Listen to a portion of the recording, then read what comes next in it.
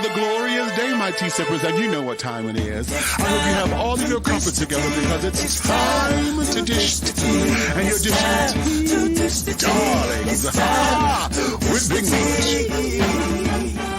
Can't wait. It's time to dish tea with Big Meat. It's time to dish tea with Big Meat. It's time to dish tea with Big Meat. It's time to dish tea with Big Meat. Darling. Hello, hello, hello.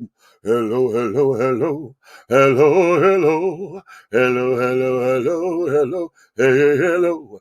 Hello, hello, hello, hello. Hey, hello. Hello, hello, hello, hello. Hello, hello. Hello, hello, hello, hello. Hello, hello. Hello, hello.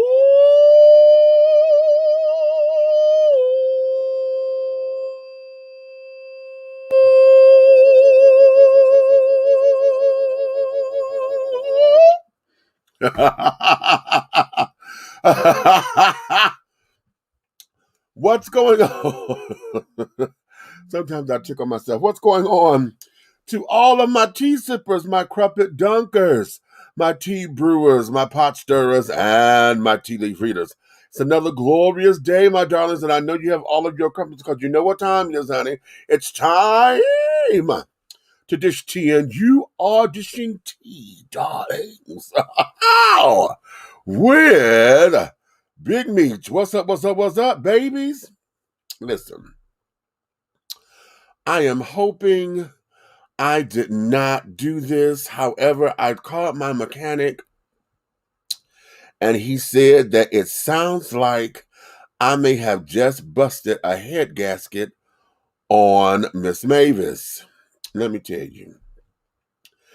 Alabama is up, right? So he came up last night and carrying on. So he's having a day with his girlfriends and his sister friends, right? So it's like, okay, fine.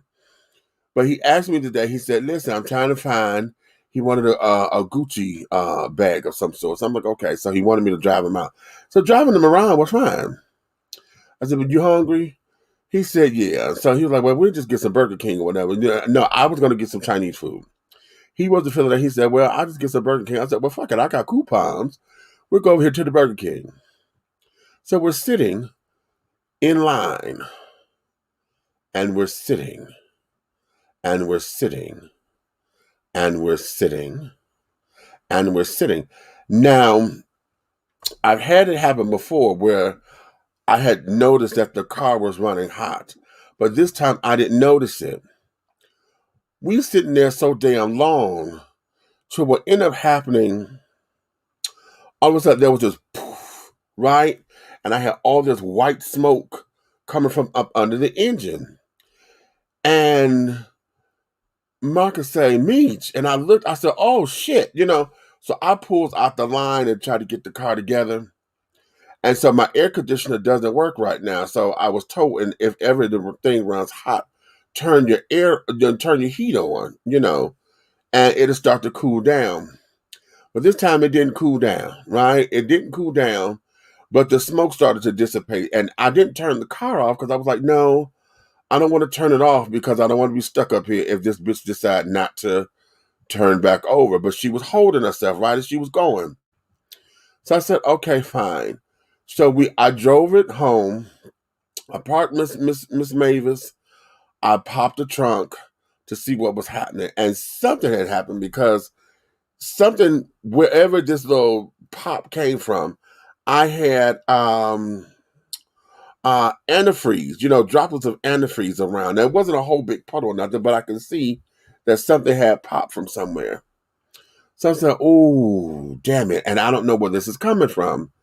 And so I called my mechanic, and he says, what color? He said, was it white smoke? I said, yeah. I said, was white smoke? He said, did it cut off? I said, no, it didn't cut off. I was able to get it home and this, that, and other. He said, if it's white smoke like that, that means there's antifreeze somewhere in the engine somehow. He said, but it sounds like that might be a head gasket. A head gasket is engine work. If I sat in that goddamn Burger King parking lot waiting on these slow ass bitches to take an order, which they still didn't take, by the way. They didn't get our order because we popped, right? If all that was in vain and I sit down there and let my baby overheat, and now it's causing me to have to spend money that I wasn't trying to spend, I'm going to be hatefully evil. And I think I'm going to boycott that goddamn Burger King, because this Burger King here, it is already problematic. This damn thing, how do you go and prepare for a shift? You sell burgers, but you ain't got no damn burgers. Or you're there and it's 3:00. Okay? You come on the speaker to say, "Oh, we're not taking orders right now. We're in the middle of a shift change." What the hell do you mean you're in the middle of a shift change? 3:00 is part of your lunch rush. You got that 12 to 1, then you got the afterwards. Okay, that 3 to 5, because we got that after work lunch, folks coming for dinner kind of thing. There is no such thing as, oh, we shut down because we're in the middle of a shift change. This is why you schedule folks to come in 15 minutes early so that they can maneuver their way through. You know what I'm saying? And that you can have a transition of a shift. That Burger King does this constantly. Now, they've already put money into having it redeveloped and remodeled and this, that, and the other. They put some money into this thing, right? And it's not doing anything to uplift or anything. And I am just fucking fed up with it. And I keep saying that I'm going to call the corporate headquarters on it. But what happens every time I think about it, when I look at my receipt, the receipt don't have the store number, because everything, the receipts now are not printed like they used to print. They're using this thermo paper and thermojet ink. And after so long, it dissipates and disappears and all of that. So you can't keep receipts like you used to. However, I'm going to find out that store number, and we're going to call that Grace, because I am sick of them. And in waiting, see, part of that waiting time, I don't know if they had any workers up in there, because it was so many of folks were leaving the line because the line had gotten so long. Folks got tired of waiting. And I really got tired of waiting, but, Alabama was like, he hungry and wanted something, but I was like, we could have ordered pizza for this, and had I paid attention to my dash, whatever, I could have caught that, so I'm hoping that this is not a head gasket or whatever, but that was about 5:30, okay, this afternoon. So I'm gonna go back out there when we finish with the show to see if she turns over and to see if she runs hot immediately. If she runs hot immediately or whatever, then I'm gonna have to sit her down, call a tow truck to get her over to my mechanic, and then have him work on this damn thing, which is going to fucking piss me off. Okay, because already with him working on this, it's a Honda. So the way how the engine is, the engine sits kind of funny. So it's going to require him to get up under here and do some work. Y'all know most of car labor is the labor, okay? Because they got to do X, Y, and Z to get into it. And that's what's fixing to really piss me off, okay? So thank you, Burger King. Okay, anywho, that there is that. Aunt Nikki is having problems today. She says she had a migraine and she can't get over the migraine. So she may be in the comments tonight. Then again, she might be laying down and may not come in. Big Red, they had family come into town. So I'm sure he's sitting up here playing with family. So right now, if he comes in, he'll probably be in for a minute and dip back out. Okay. So but we're going to still do what we do, okay? Because before we had co-hosts, honey, that was just me, right? Okay, and we're gonna go from there. So, yeah, Princess, you are absolutely right. They ought to shut that damn Burger King since they're having so many problems. Exactly. I said the same exact thing, honey. But you know, right now, um, because they probably won't, because where it is, you know, we have all of our fast foods right there. So Burger King is on one side, McDonald's is kitty corner from it. Okay, and then we got Wendy's down the way, Checkers, Rallies. Okay, so those are our fast food. Then we got Bojangles, and we have Church's Chicken sitting right next door to one another, and then right next door to the McDonald's is a Taco Bell. So with all that kind of competition going on, honey, they may not shut that damn thing down.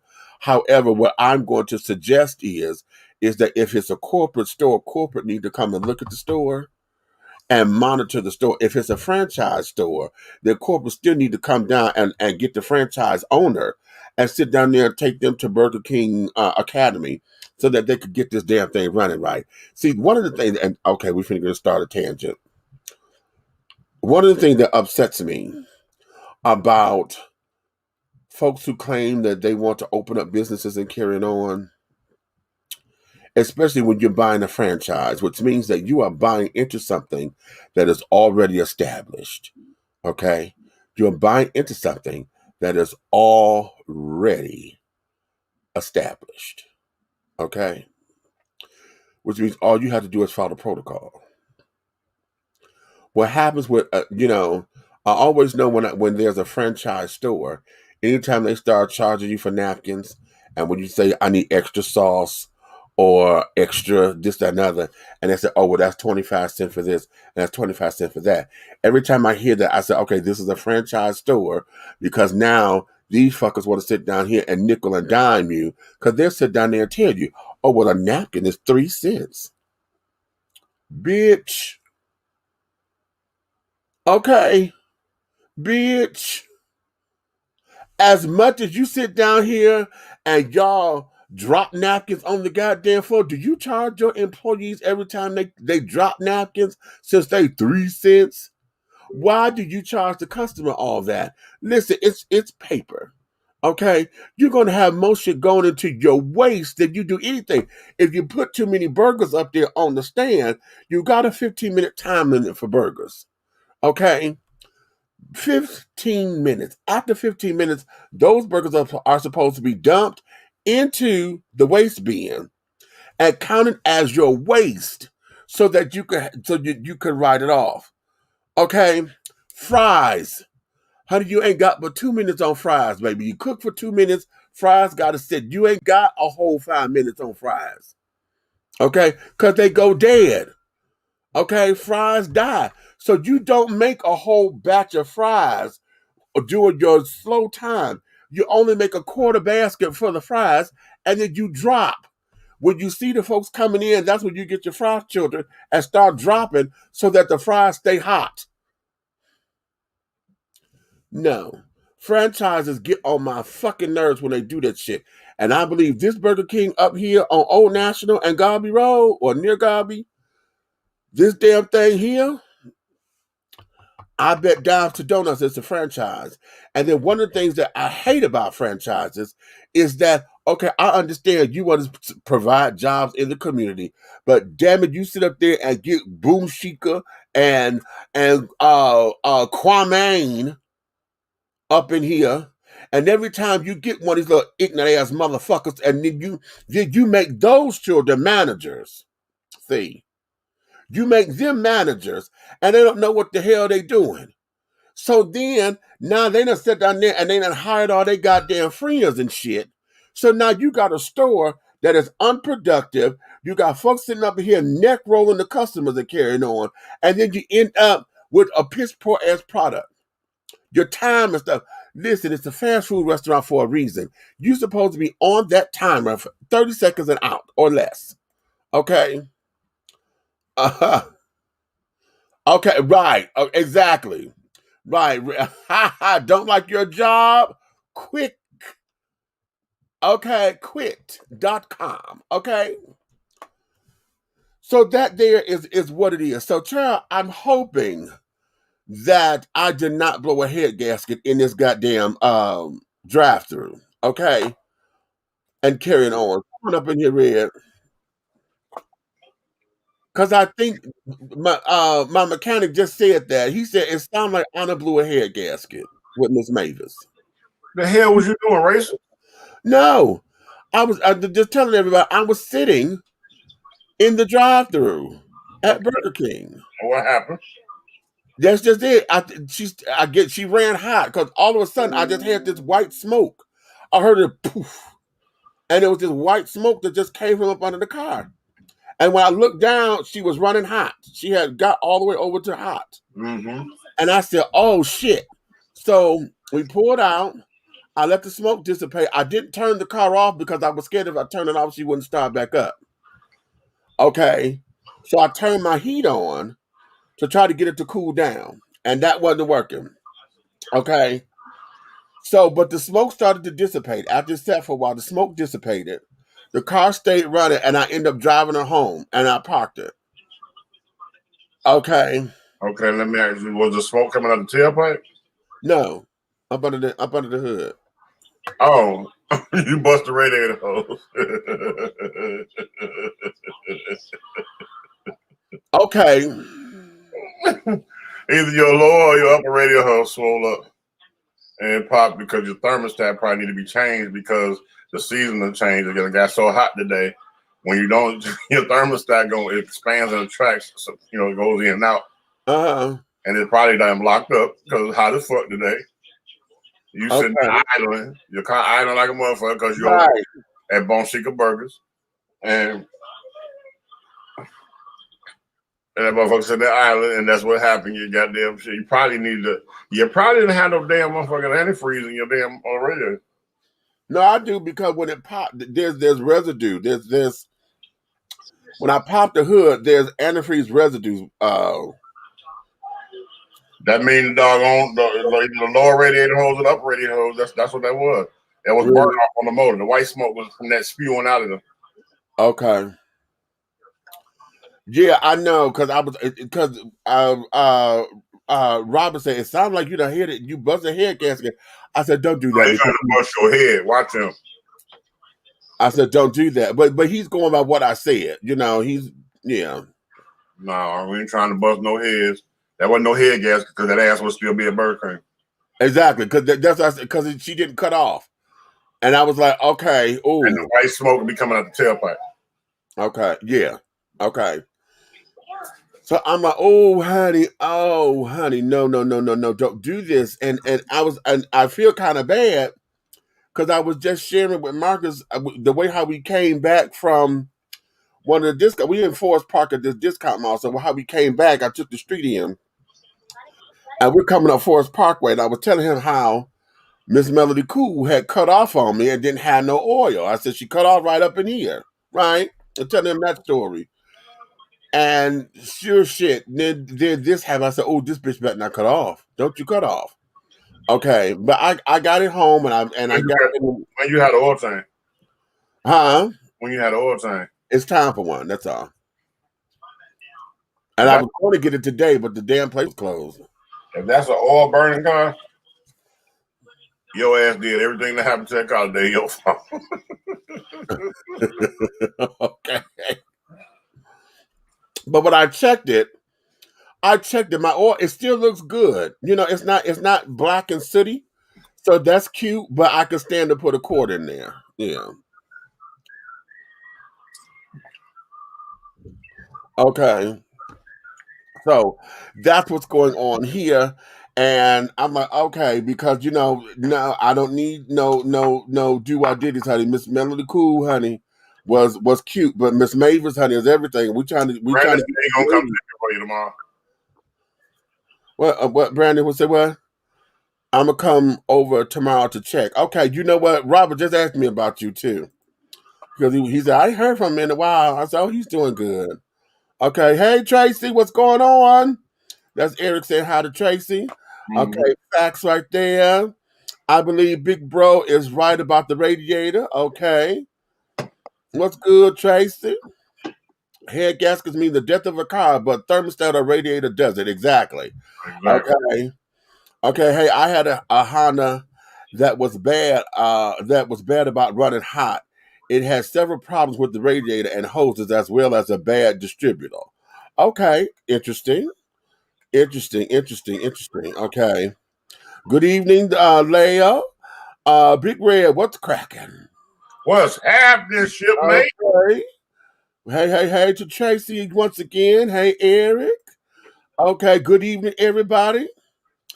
Big Meat is in his house. Okay, you better understand how to get it and get it quickly. Okay. What you say? Doing my best to stay away from fast food consumption. Yeah, I'm there too, although I'm failing. you know, Here's what this is, and I think I want to get into this tonight as well, because it's all about commitment. I remember there was a bodybuilder who did an experiment.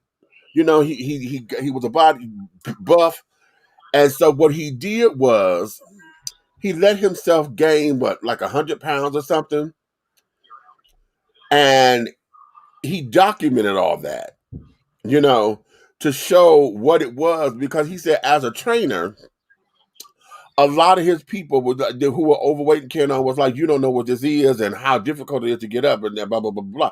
So he said until he took a year and he went and got real out of shape, and he was documenting all of that. And then he got into that state of the laziness and how it was just easier, you know. Mhm. It taught him about food and this, that, and the other. A lot of times, like, I eat stuff and I eat it because it's quick. I don't feel like cooking all the time, you know. So I try to keep stuff in here that's quick to eat, but oftentimes that stuff is not the healthiest of healthies. Anytime you got to microwave something to be quick, the microwave is really not a good. It's a heating tool. It's not a cooking tool. So I don't like to cook in it anyway. So you heat stuff up, but most of the stuff that you're heating up is prepackaged. You know, got a lot of extra salt and extra sugar and carrying on. You get your little munchy foods and carry on because it's quick. I could pop a cupcake because I could get it and go and move. I don't have to cook. But then I said, well, no, let's do healthier snacks. We do graham crackers and that kind of stuff, because it's the same amount of time. It's just that most of the time I don't be feeling the graham crackers. I got something I learned today after I spoke with you earlier about the same subject. And it made so much sense as far as the way we eat. Yeah. And so I said this. So I said my thing is, my regimen is Monday. I'm going back to Planet Fitness and everything, but I'm going. Actually, I paid for it online already. I'm going back. So what it is the way we eat. We like good foods, like we like greens and we like the beans and the healthy stuff. So what he told me is make a pot of that stuff. Make a pot of soup. Right. Okay. And make that what we on our main course for the week. Okay. You feel me? Yeah. Therefore, when you putting it when you hitting that microwave button, it's something good for you. Yeah. Okay. He said, you see what I'm saying? So when you go, I got out of that, yeah. And when you go into the kitchen, make that your go-to, because you one man, right? Right. Big ass pot of soup. You ain't gonna want to throw it away. No, and I don't. Okay. Listen. And like when I do my greens, because I don't make the time to cut the greens and make them from scratch. I use canned greens. But I take and I doctor them, right? Because I take all that. I have to take them out the canned juice and add my own broth and all that kind of stuff to doctor. They're already high in sodium because vegetables have pores, right? And they suck it in. So that the heavy weight of what you got, regardless of how much you drain, is already in there. So it's high sodium in there. So, but if you made a big ass fresh pot of greens, right? You know what I'm saying? Greens and some cornbread, honey, and oh my God, and I don't need no meat, because usually, I cook and carry on when I feel it, and my go-to is cheeseburger macaroni, which is with the way how I make it is very caloric. Okay. However, yeah, I have to do better, because I'm in this phase. Y'all know I'm coining the term that I cancel depression and I'm reclaiming my life. You know, that there was where I am because I have to get into the swing of things and carrying on to get functioning. I'm functioning, but I'm not 100% across the board. I could do this, but all of this over here is suffering. I could do that, and then all of that back there is suffering. So I'm hitting and missing when I need to be consistent across the board. And yeah, you Today, know, today I had. When I got up today, I really didn't eat nothing. The only meal I really had today, period. Really, that's the only meal I had. But I went to Nancy's,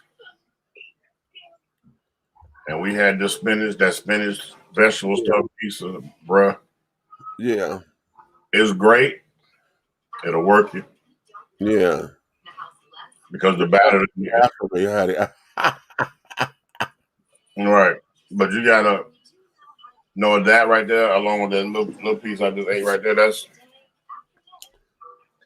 it. And tomorrow, I know I'm doing a veggie day tomorrow. Yeah. But I already made my decision. I'm going to start my week out. I said I'm going to do a pot of beans with smoked turkey. Yeah. I'm going to bust it down into 3 separate days. Okay. Yeah, because I'm the only one to eat beans over here. I'll put my beans in that damn crock pot, but baby. Nobody here eats them. Listen, and I'm pinto beans and some cornbread down. Give me some smoked turkey.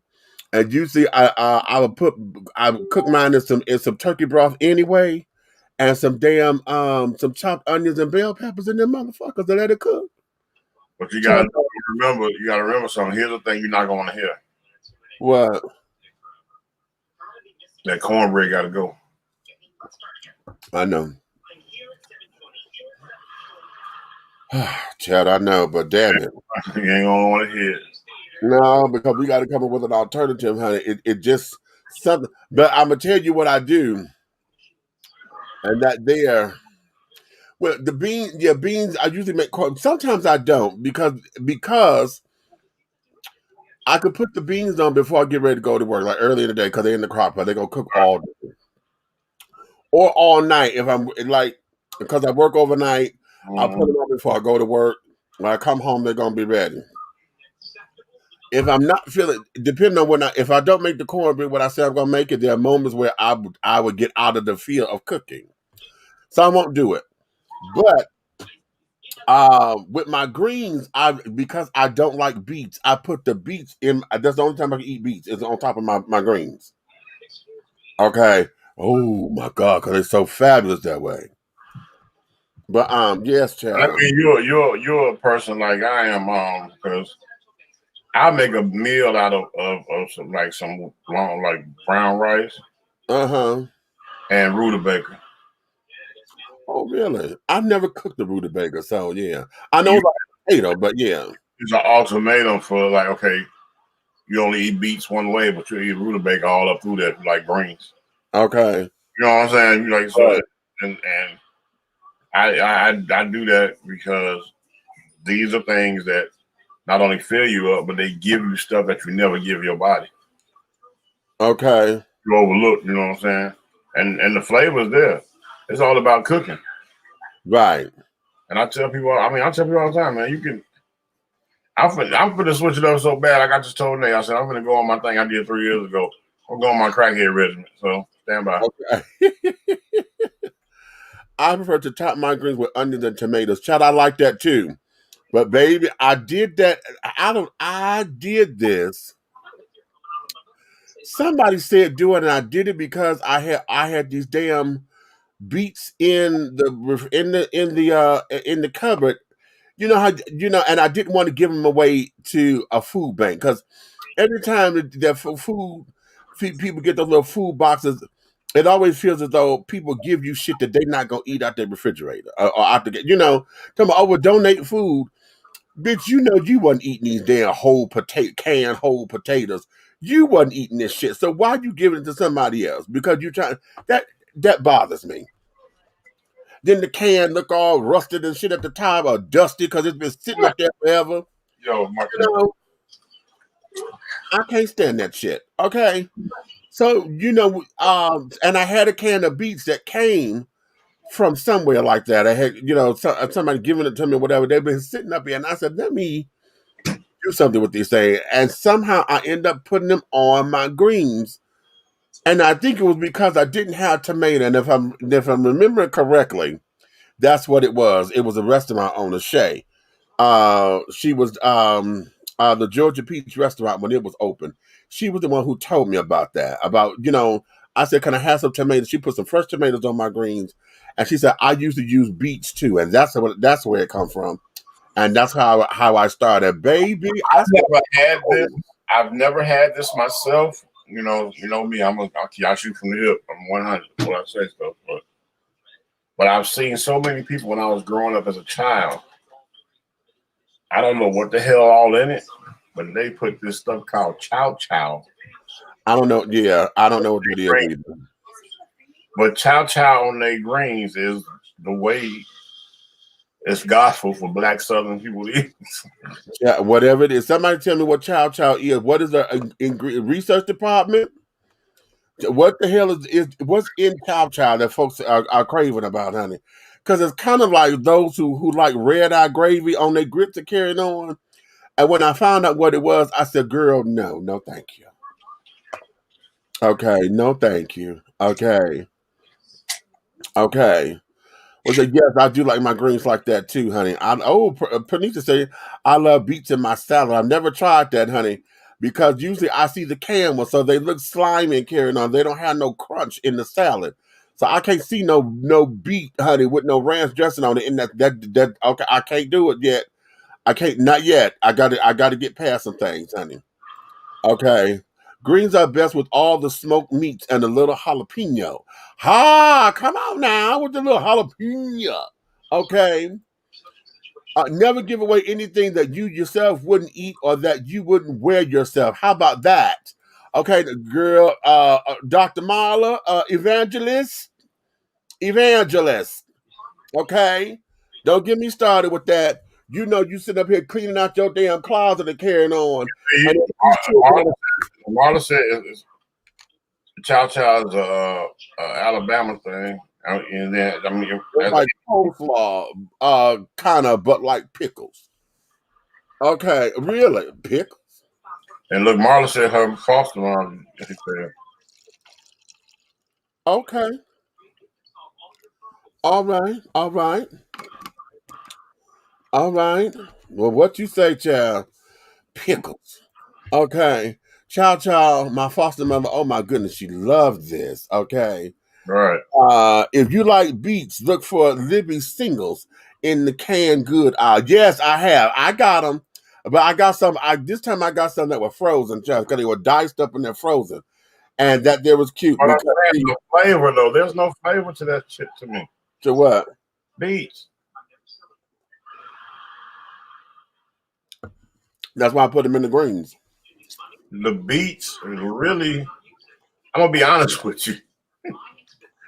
I used to use beets when I was on serving the main hall, on the ship in the Navy, and I used to do a beets and onion salad, right?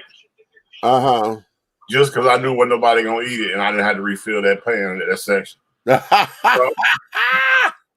So I had one section with beets. This is how I used to be lazy. My lazy days, I've been out drinking. Yeah. I come in and I set the salad bar up. 3 sections. I didn't have to touch the entire meal. That was the beets and onions, the doggone raisin and doggone carrot salad, and I'll put that doggone 3-bean wax salad in there, motherfucking boy. Oh yeah. And I ain't had to worry about 3 whole slots. I like that wax bean stuff, honey. But see, that 3-bean salad is good cold, and a lot of folks don't know that. That's a chilled salad, honey. It's really cute. Oh yeah. I put it there. It's chilled. But I just do that. North American pickled relish. Okay. Oh, I was a military cook too, and I remember doing the exact okay. The exact same thing. Okay, the children. Okay. Now listen. While we're having fun, I want you guys to think about this.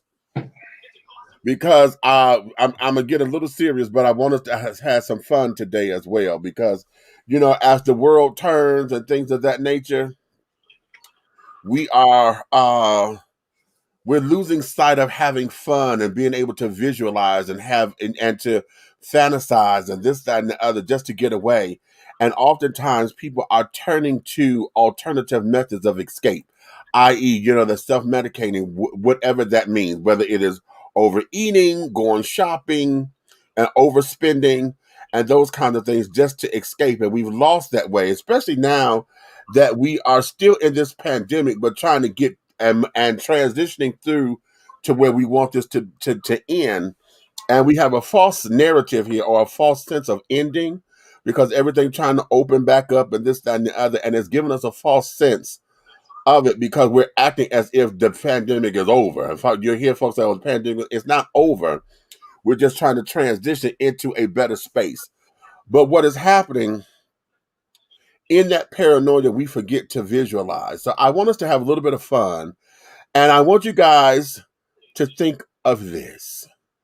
If you had all of the money that you think that you need from now until the end of your days, what would your life look like?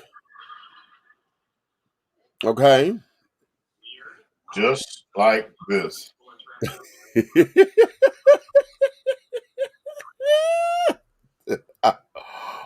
Okay.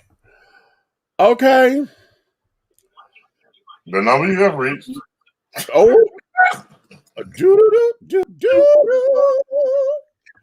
Okay. I want you guys to sit in it for a minute. Sit in that for a minute. As a matter of fact, let me put it and make that a running banner. Okay, let me make that a banner so that you can sit in it, because I don't want you to throw your immediate answers. Okay, because I want you to sit down and take your time and really think about it, visualize it, get into what that feels like. Okay.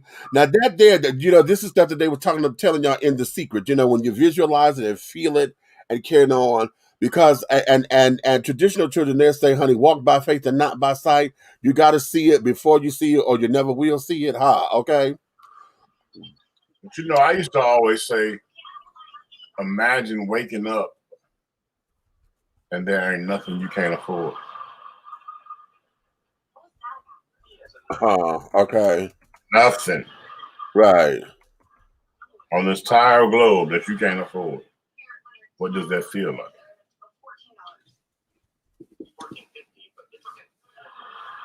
Right. And let me put a proviso on this, or an explanation. The reason why I'm asking this particular question is because we're hearing, a lot with the Bill Gates and carrying on, and how all these folks are doing all this old craziness, with their money, and doing all this foolishness. They got so much money to where now they're trying to do this and they're trying to do that. They're buying this and buying people and this, that, and the other. Okay. What didn't Tyler Perry buy an island? Didn't they say he bought an island to vacation on or whatever? So he owned an island. That's in his tax bracket. In his tax bracket, that is a trend. Okay, which is okay. That's cute. But so, it sounds worse off than what it really is, because it's nothing but just buying property. But you bought enough property. If we look at the acres of the property, you probably done bought like 2 or 3 acres, whatever the island is, of land. Okay.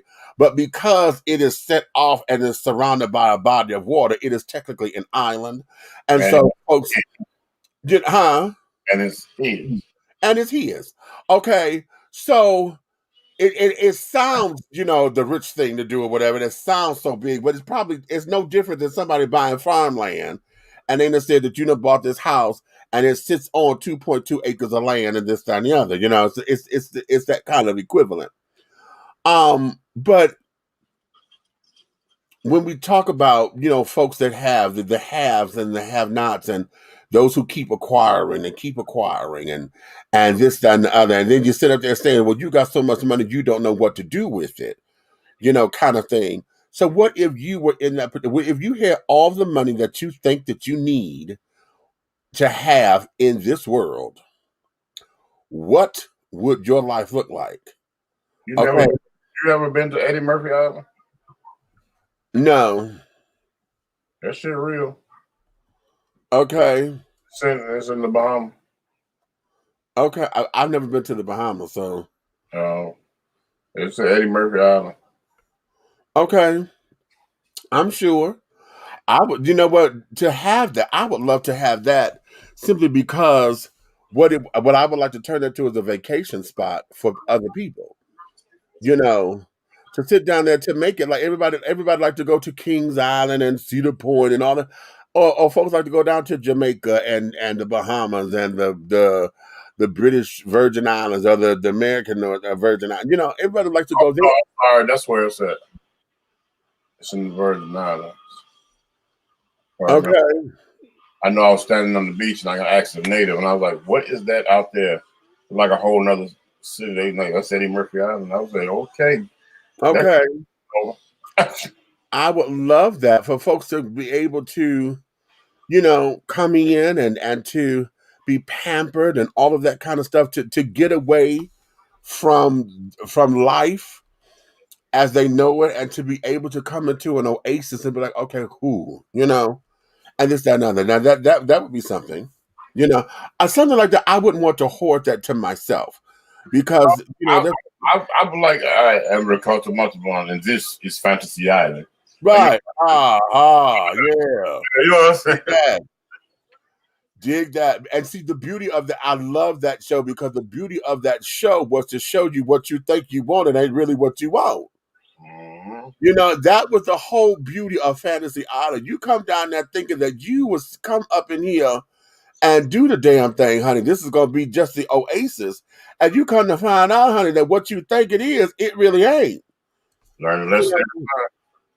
The premise of that show is sickening, honey. Aaron Spelling. Wasn't that Aaron Spelling? Or was it? No, that was Aaron Spelling. I was going to say Norman Lear, but no, that's Aaron. What the hell? What the hell was Aaron Spelling back then? Right, okay. I would set up businesses to keep the wealth coming. I would set up a few homeless shelters in low-income areas and help those heal emotionally and mentally so they can run businesses and help those that run it, help them get into ownership. I would help all those that I know. I would pay off my family's homes for them. I would open a school only for Black children to excel in excellence. I would want to open up a hospital that no sick person will have to pay for real healing. Wow. Come on now. So then you're going to open up a cure center. Right. Then pay my own home off. Don't need a new one. We are blessed. Well, praise the Lord. Okay. You know what? Because see, I would love to see an all Black version of the Shriners hospitals. Because and I know they help everybody. This is not. I want y'all to hear me well because I know Shriners are real good at that. And the Ronald McDonald houses because they're all into making sure that families are taken care of because when you're in a hardship, honey, the last thing that you need to also worry about is how we gonna pay for this. And if you're dealing with a child that has terminal illnesses and carrying on, I'm trying to make my life, my baby's comfort level, at tip top shape or whatever. And then you gonna sit up here and browbeat me on how I'm gonna pay for it. Child, listen, I don't need that stress. So I would love to see that, particularly when we're dealing with a lot of issues that are indigenous to us as a people, like sickle cell anemia and carrying on. Those kinds of things that are culturally specific. So I would love to see that, to where we own. I would love to see a lot of more Black-owned hospitals. We used to have one in Detroit where we had a couple of them, but I can't think of the first one. The other was Southwest Detroit Hospital, and I used to work there. That was my very first security job. I still can't figure out the name of the Black-owned bank here. Here? Yeah. It's downtown. I think it's People's Bank. I know that owner. He stays in Gwinnett County.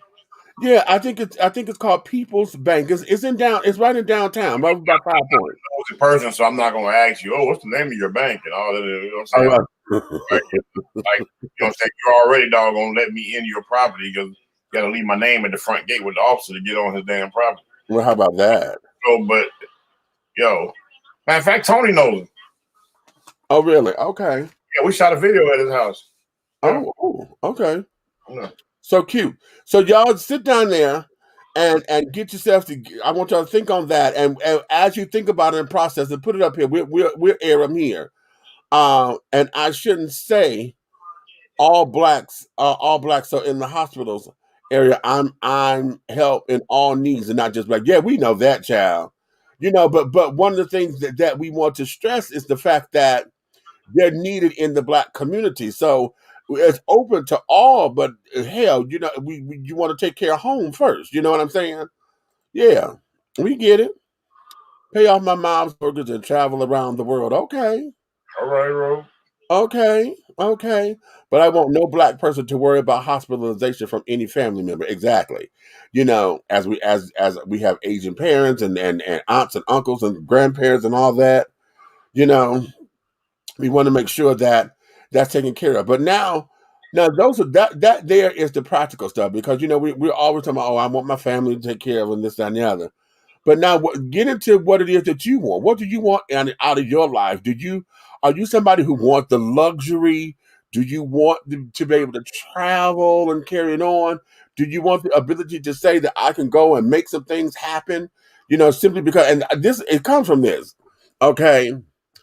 I'm sitting up here watching a program on called Black Love. Okay. Which is how I came up with today's title. The title of today's show is You May Shake Me, but You Can't Break Me. Okay.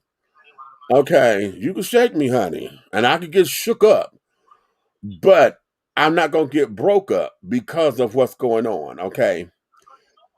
And Tank and his wife are on here, and he's talking about, him and how he blows money at the strip club.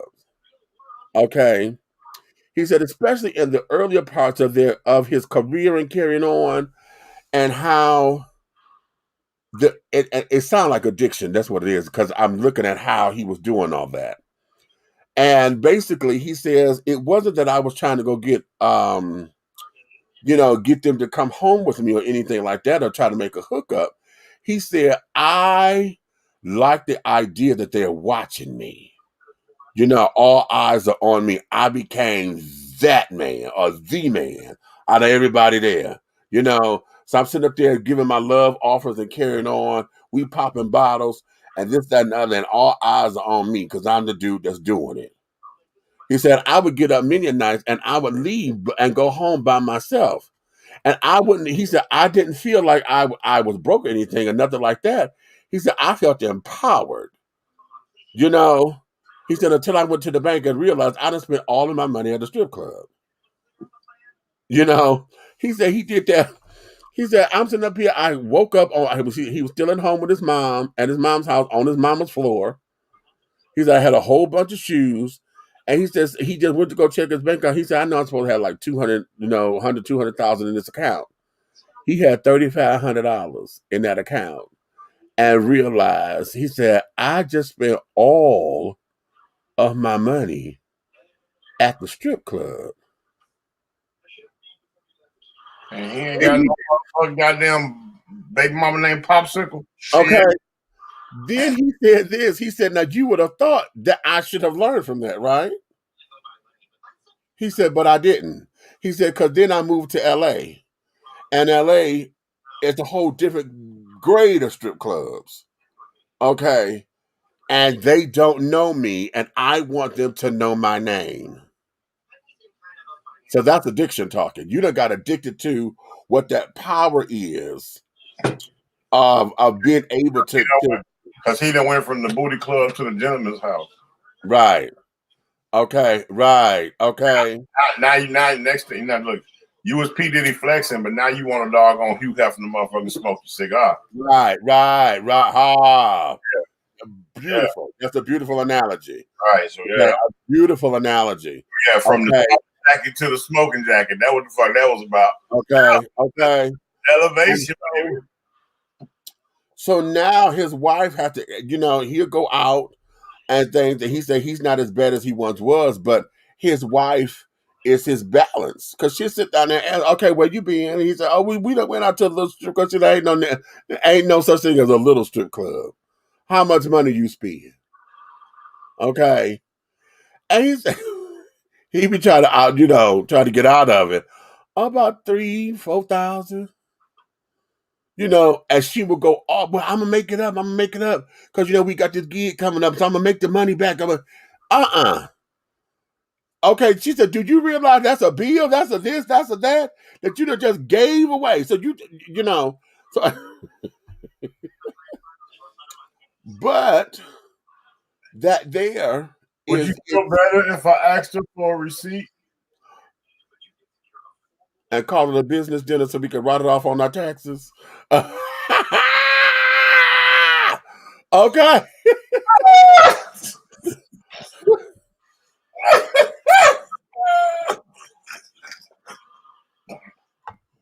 Because we did have the wings. Right. Okay. I hear that one more time about Magic City. Folks they got the best wings. Bitch, you ain't going to get there for no goddamn chicken wings. She lived right to the them receipt come out.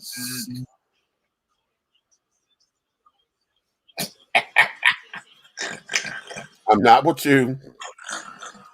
I am not, because see, that goes back. I still have this thing about the rap child who took the credit card and ran it down the crack of the girl's ass. That still bothers me. I don't give a fuck what you say. I wanted to pour milk on that credit card. That still bothers the hell out of me. All I saw was a piece of bologna. I said, "Oh, can I get you?" I just want to make a sound. That's fine. That was to be expected, right? But in that video, that child sat down there and took that credit card and ran it down the crack of her ass. And I have not been right ever since then, because this is the beginning of the whole video vixen shit and carried on. And I was like, bitch, you allowed somebody to do that? And you say that's fun. Yeah. Now, this is where I had to give it to her, because she was cool with it.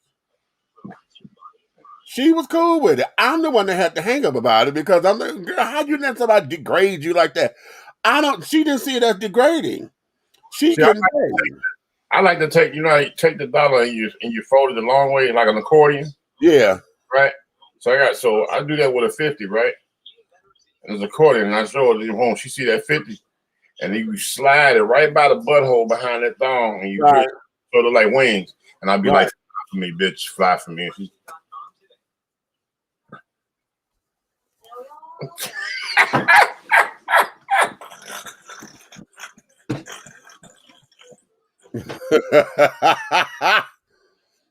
I done covered up the camera, damn it. Okay. Tell you, boy, that goddamn 50. That 50 be just like this, me. Yeah. Yeah, boy. Tank has a major addiction for sure. Nobody spends that much money on strippers without having an addiction. And you're right. And he knows that, because hell, even on the story, his wife was like, look at his face. Did you see how he just lit up talking about this? Yeah. A fool of their money will soon depart. True that. Okay. That's why I say, and I stand on this today. If you want to act a stone ass at the strip club, use the client's money. Don't use your own money. Okay. That part. Miss Red, he acting the whole fool again, not the whole fool, child. Not the whole fool. Hey, boy, if I had a yourself a big red shenanigans, child. Listen. I'm trying not to, honey, but he's gonna end up doing something that's gonna pull me in, because you know what's coming, right? Well, if I had $1 for everybody else's $1,000 I done threw on the strip. How about that? Hello? Hello, the cheering. The cheering. Okay. I think I look like I'm balling, boy, but I promise you, my shit going home. I ain't. Okay. I would pay off my debts, renovate my parents' house, buy some property overseas, donate to all Black-owned businesses, and put some towards investments and buy my own house. All right, all right. Okay, princess. Okay. Strip clubs could be the worst addiction. Once that money is gone, you can't get it back neither. Listen, let me tell you something. One of the reasons why it can be damaging, and I like strippers, okay? I like going to, when I go to, me and my road dog, honey, we would go to a strip club. And honey, we get them boys, and baby, these boys, honey, will do their thing, Oh, okay? I know you like strippers. I'm gonna send you one. The thing of it is that I got one for you. Her they name. are there to sell the fantasy. That's the whole thing, okay? And oftentimes, folks get so caught up in the fantasy, okay, to where they forget about reality. And oftentimes, those who go to those kinds of clubs, if they have no sense of their reality, then you caught up and made this girl your pseudo wife, pseudo girlfriend, or whatever, all for the promise of her dancing. You're not really having sex with these girls. This is Okay, the promise. okay. This is how you explain it to them. You're being nice. Okay, fellas. You work at Amazon Prime Warehouse, okay?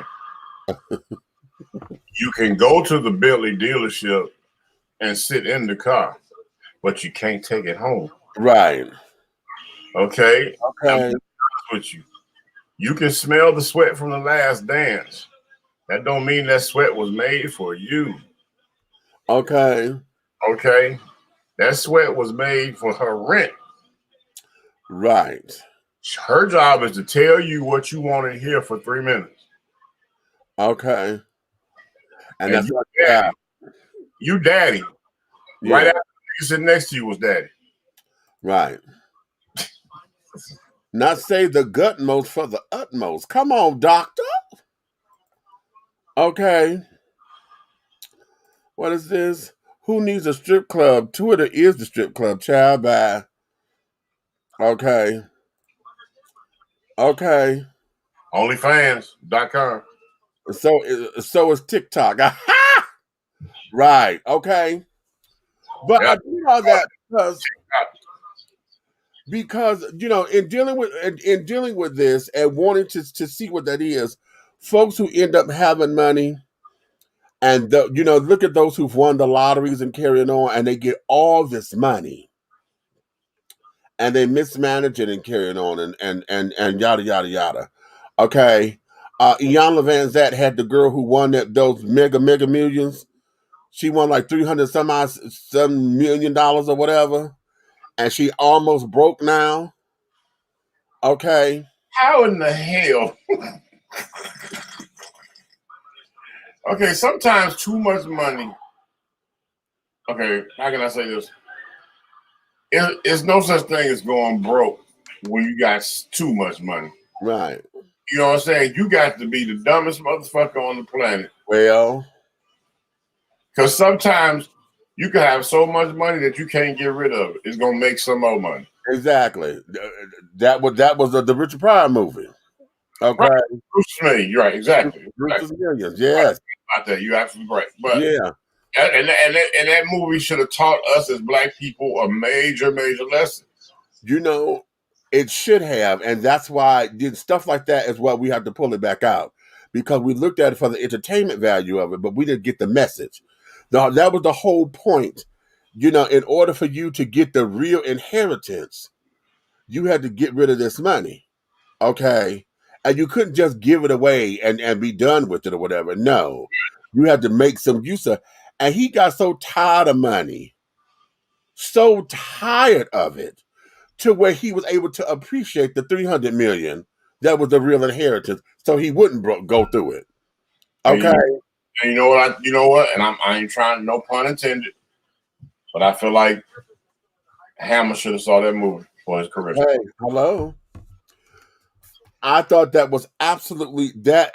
Oh, we're gonna have to pull that back out because that movie is everything. Because folks didn't understand when the money was making money, he was getting mad. No, okay, I'm trying to get rid of this shit, and that was everything. That movie was everything. Okay, and of course he couldn't tell anybody. The thing with if you looked at it from an intellectual standpoint, you learned a valuable lesson about finances. And it's just sad to me because Hammer was the Michael Jackson of hip hop, and he gave it all back. Oh, that's oh God. The Michael Jackson of hip hop. That is so true. Yeah, he gave it all back. That is so true. But here, you know what? Now that's going to segue us into the topic and the meat and potatoes of tonight. Let me read y'all how I wrote it up because I think this is really cute. If y'all read it, cute. Wait a minute. I got the nasty stuff up here, so I can't share the page. Okay. I'm trying to get rid of it so I can see. Okay, I pride. Is it really a deeper love?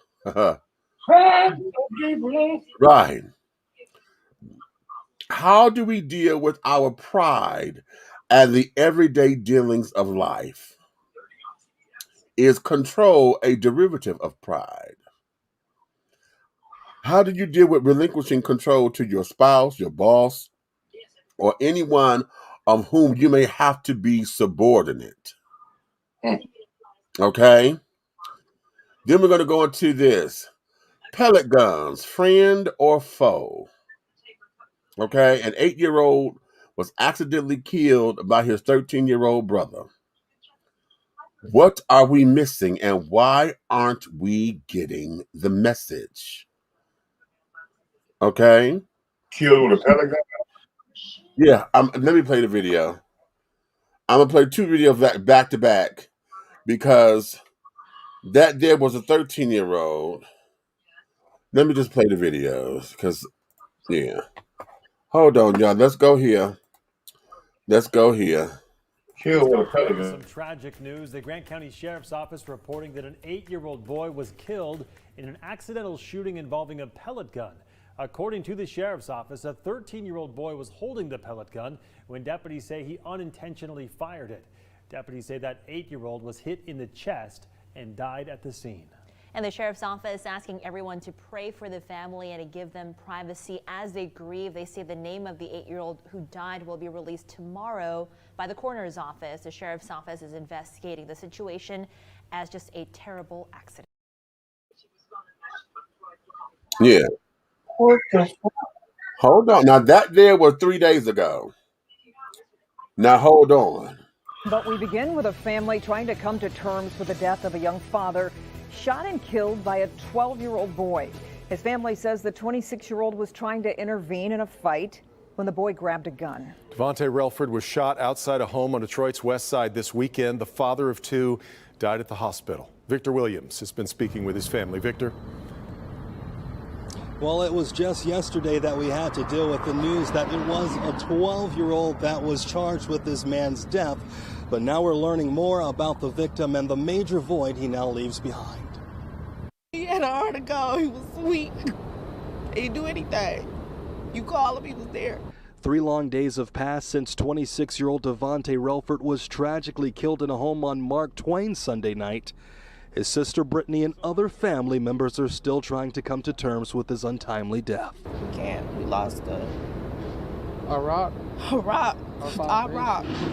The person accused of pulling the trigger during a heated physical altercation is a 12-year-old.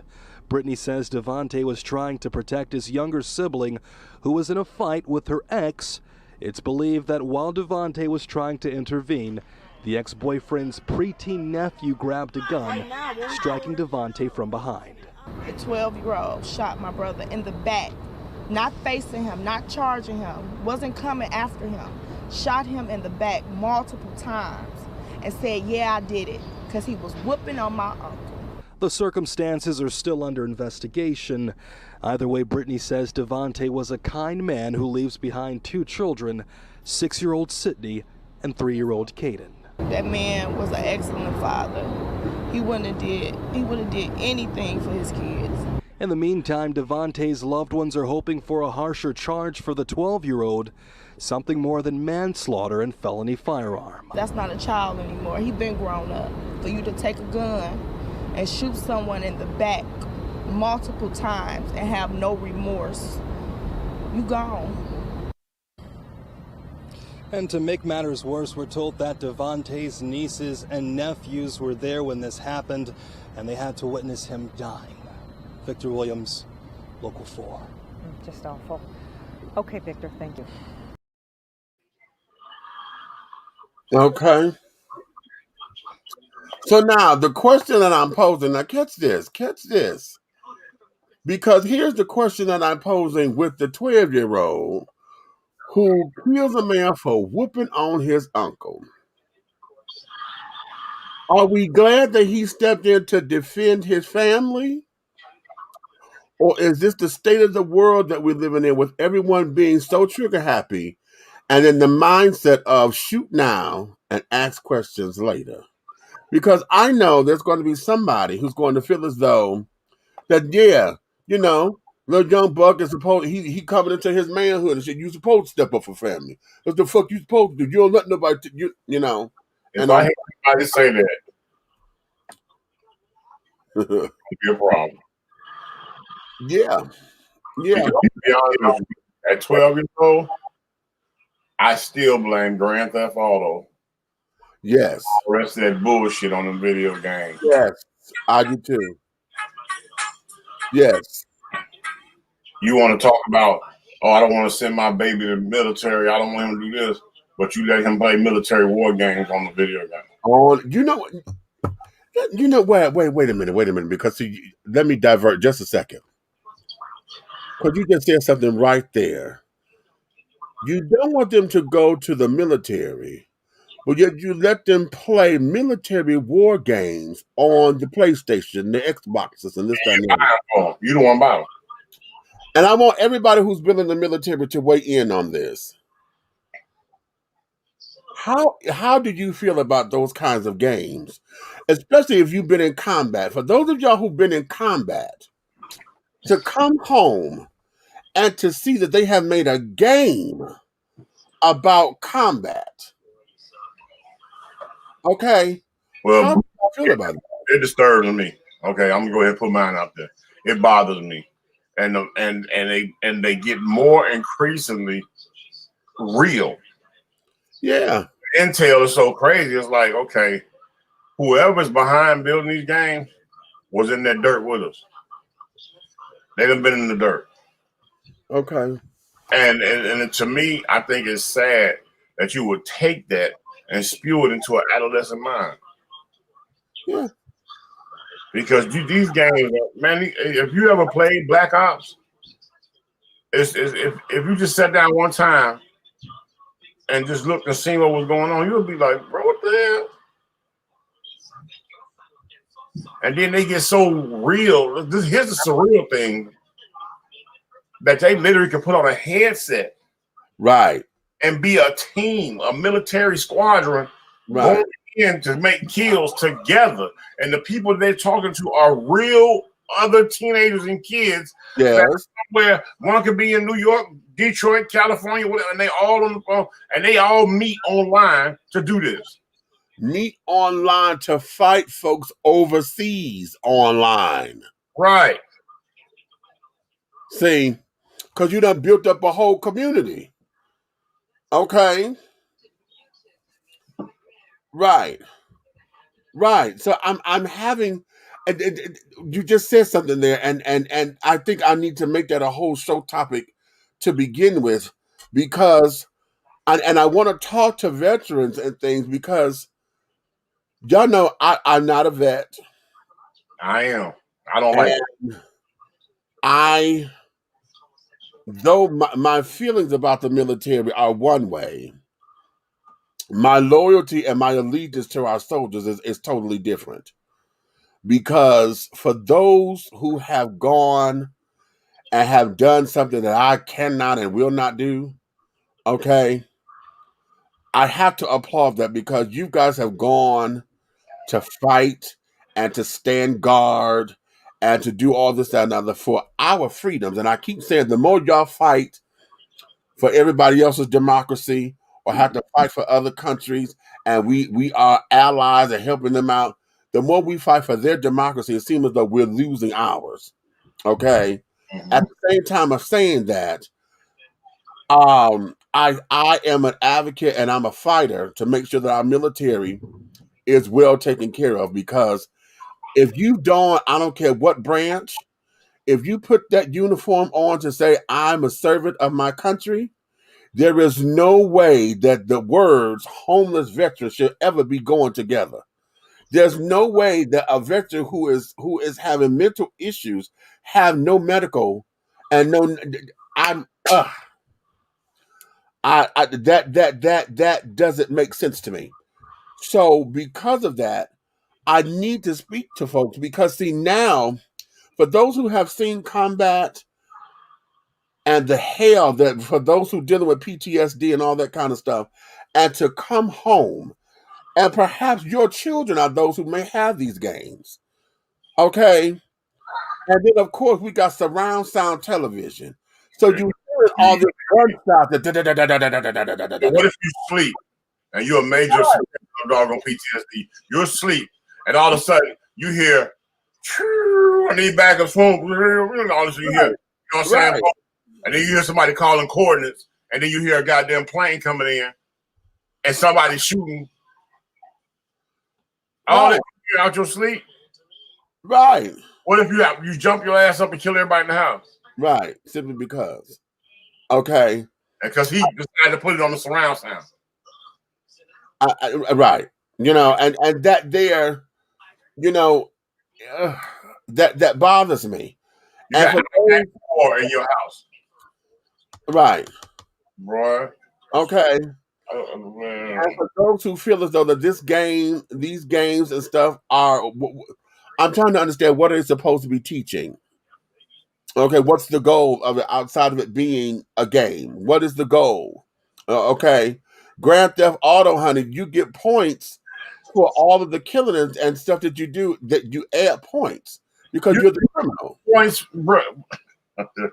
You're the criminal, so you're supposed to try to get away from the police. Calm down. You got all these high-speed places are carrying on that you see. They literally have strip clubs in this game.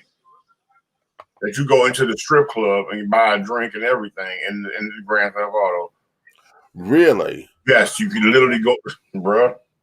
I've never played it. I've only seen certain screens of it. So I you do the stuff that you can do. Whatever a criminal can do, you can damn near do it on Grand Theft Auto. And you can whoop a prostitute's ass and take her money she made on the street. And that's a game. Nigga. Wow. And they soliciting you while you're walking down the street, the prostitutes. Wow. Wow. Wow. I'm wow. Let me go to the comments because I can't do nothing. I'm numb on that one. I couldn't imagine being 12 years old and killing somebody. I was more into sports and hanging out with my friends at that age. But we come from a different age, Hugh. When we were 12, we were still outside playing. Remember, back in the early I was 12 in 1982. 1982, honey, was when we first started getting computers and things, and all we had was the Atari. You know, you playing badminton and stuff with the lines. Okay, we had now the video games came out. We went to the arcade and played this Pac-Man, and you were wasting money there because you dropping quarters and feeding the damn machine. Now we had those, but we were also out of the house. You know, we were still able to use our imaginations and we were playing. Now the world has gotten so that way to where, you know, kids don't go outside much anymore. You know, we got folks snatching kids up, taking kids and trying to do this with kids. And, you know, We don't have that. And even parents, because now we got the Amber Alerts, because parents are trying to steal their own kids because you in a court custody case and this, that, and the other.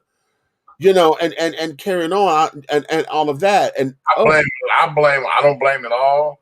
Some people do have their mental issues, but I blame a lot of that on the judicial system being biased. I do too. Yeah. I'm retired military, a combat vet. I don't like them games at all. They do look real like games, but I again think it is the adults in the children's lives. Okay. They're doing the same type of training like the military is. Yeah. You know what? So basically, you know what? You know how I'm going to equate this? I'm going to equate these kinds of games and that military training to I don't touch Ouija boards. Okay. I won't touch a Ouija board and carrying on, because when you watch the movie The Exorcist, honey, that's how Miss Thing became possessed, because she owned that Ouija board, and they trying to sell that as a game, that this spiritual energy thing, honey, it's gonna move by itself to tell you what it is. Now, you're supposed to play it in the dark and just have a spotlight on it. Everybody touch it. You ask it a question, and the bitch move on its own. Ain't nothing supposed to move on its own in the dark, goddammit. Okay? No. And being a spiritual person that I am, if you understand spirituality and carrying on, if you believe it, understand how it works, and this, you open up a portal to all kinds of energy, negative and positive, that comes in. And if you don't know what you're doing, you will invite some shit up in here that will, take over. Mm-hmm. And that's what happens. So you're talking about stuff that is labeled to kids as toys, but have greater complications later. I'm still surprised that the Christian community did not ban up to try to get the Ouija board out of production. I'm very surprised at that. But then at the same time, here we are, we're talking about these particular games, and nobody from the military community or anything has said, no, y'all need to get rid of this, because not even the federal government has looked at this thing and said, how in the hell do y'all know about all of this? Because almighty dollar outweighs the doggone entire situation. Nobody cares about the well-being of our future, our youth or anything when it comes to the dollar. Your youth, your kids, they are for sale at the government house. Play Black Ops, and I've watched some of my shipmates play it on deployment. I can see if you were a certain mature age and you understand the implications of that type of violence. But a 10-year-old playing these games, hell no. That don't sit right with me, honey, and never have. Listen, when we were kids, my mother did not buy us toy guns because she said a gun ain't nothing to play with. Okay, a gun is nothing to play with. So Right. we never had toy guns to play cowboys or Indians and bang bang shoot them up. We barely had water guns, but the reason why we got those because my dad, they came in different colors, and you filled them up with water. Okay, they didn't look like real guns and carrying on. My mother would not buy those for us at all, not at all. Okay, not at all. But the parents are at fault. But then again, they set and play them as well. How is a 30-year-old father think it's okay to sit and play with the kids this type of game, but steady telling the kids they don't want them to go into the military? Hello? Right. That's oxymoron. How is that for hypocritical? Okay. My best friend is a veteran. I don't like it. It's bad enough it took his innocence, much less a child. Exactly. Okay. I never let my kids play a lot of video games, and now all my kids work, and gaming is not a part of their lives. Okay, that's cute. And how about now, those who are gaming and carrying on, they done made it to a sport. These kids got tournaments and carrying on to where they can actually make a lot of money Girl, I know people that's making up. I know people right now that are opening lounges for these tournaments to go down. These lounges are open every day. Like if they are disturbed at home or got games they ain't got no business playing and they're home, they can go to these lounges and buy a 3-hour minimum in a doggone room. They got big flat screen and and everything they want. Right. Okay. So they got plush chairs, flat screen, and you in a private room like you going to Star, like one of them little adult room places or whatever. I'm talking about a little small room. So like you walk into place and you got 10 rooms. They all next to each other. All the rooms got a flat screen and the game system in it. You pay by the hour. Wow. So you in there with your buddies and killing the game. Son on his own business, daughter's mother and a daughter mother, and starting her own business, oldest daughter, wife, mothering, and going to school. So they ain't got time. Ha ha, say it. Okay. Okay. I play all of the Grand Theft Auto games. Those games are wild. Hello. And you know, so you know what we're talking about? Meets I graduated high school in 84. Yes, Pac-Man as Atari was our thing. Okay, yeah. So you came out in 84. I came out in 87. But yeah, so you know what that was? Child, honey, come on. Okay, hell, the kids aren't even using their imagination for anything anymore. Exactly. That's my point. No, they're too weak. Words are of the devil. God don't like anything that done in the dark. Let me tell you something about this. Listen, I heard about them damn things, and I said, no, honey, no. If you put your hand on something and you sitting in the dark, and everybody, because you got to touch it like this, okay? And you supposed to ask it a question. And this thing moves on its own, okay?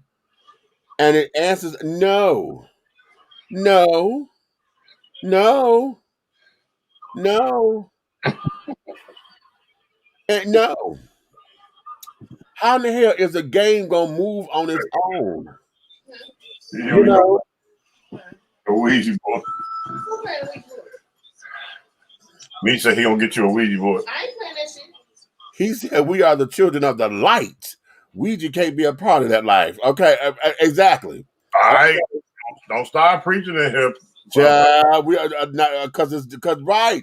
That thing moves on its own in the dark, child. No, ma'am, honey. Say it means I'm trying, baby. That money meets right. Okay. My kids laugh at me today because guns were not allowed in my home at all. Okay, right. Okay.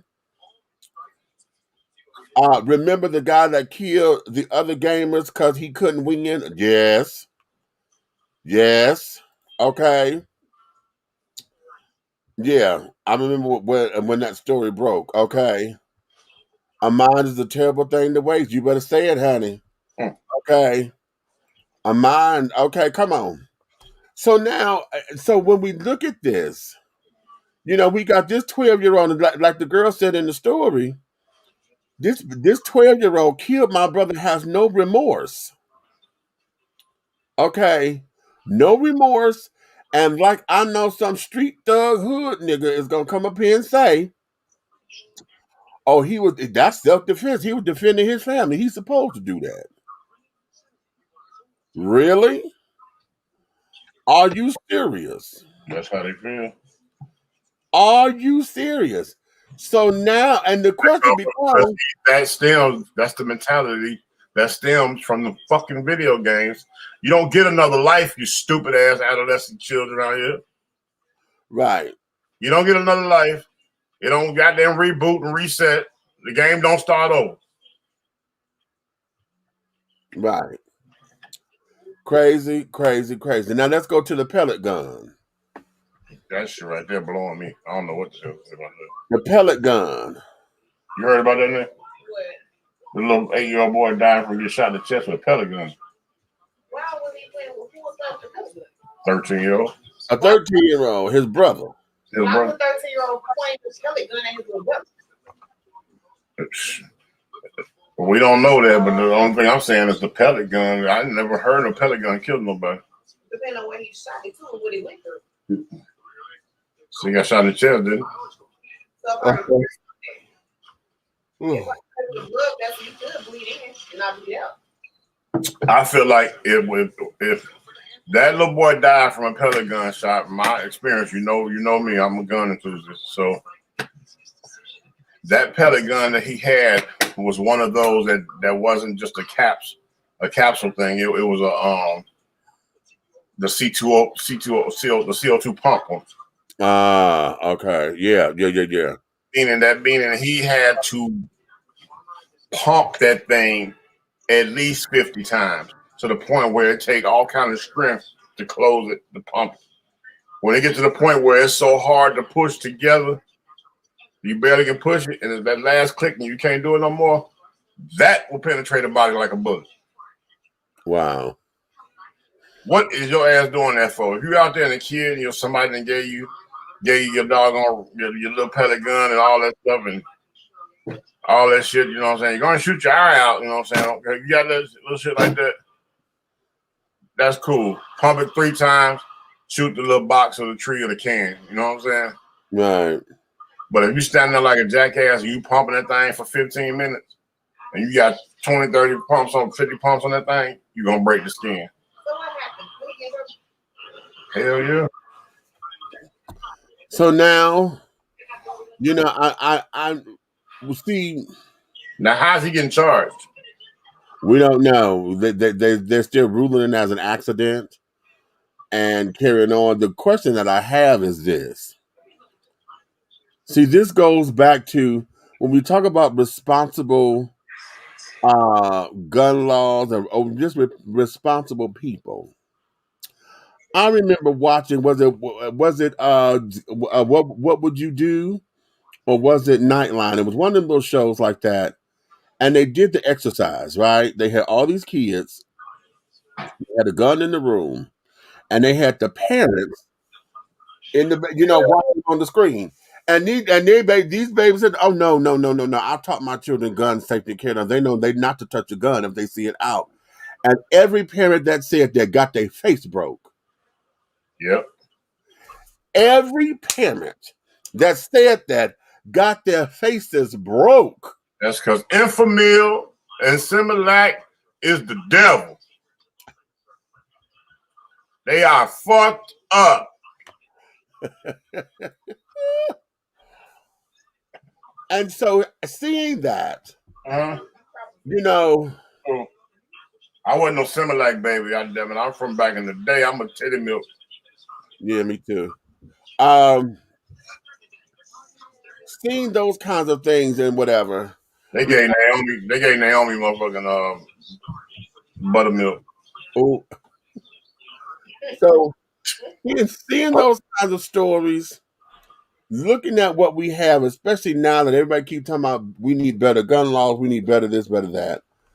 But yet what is missing? Because we have too many of these stories keep happening. This keeps happening. Accidental gun shooting. Kids keep they white or black? I'm assuming they were white because they didn't show them.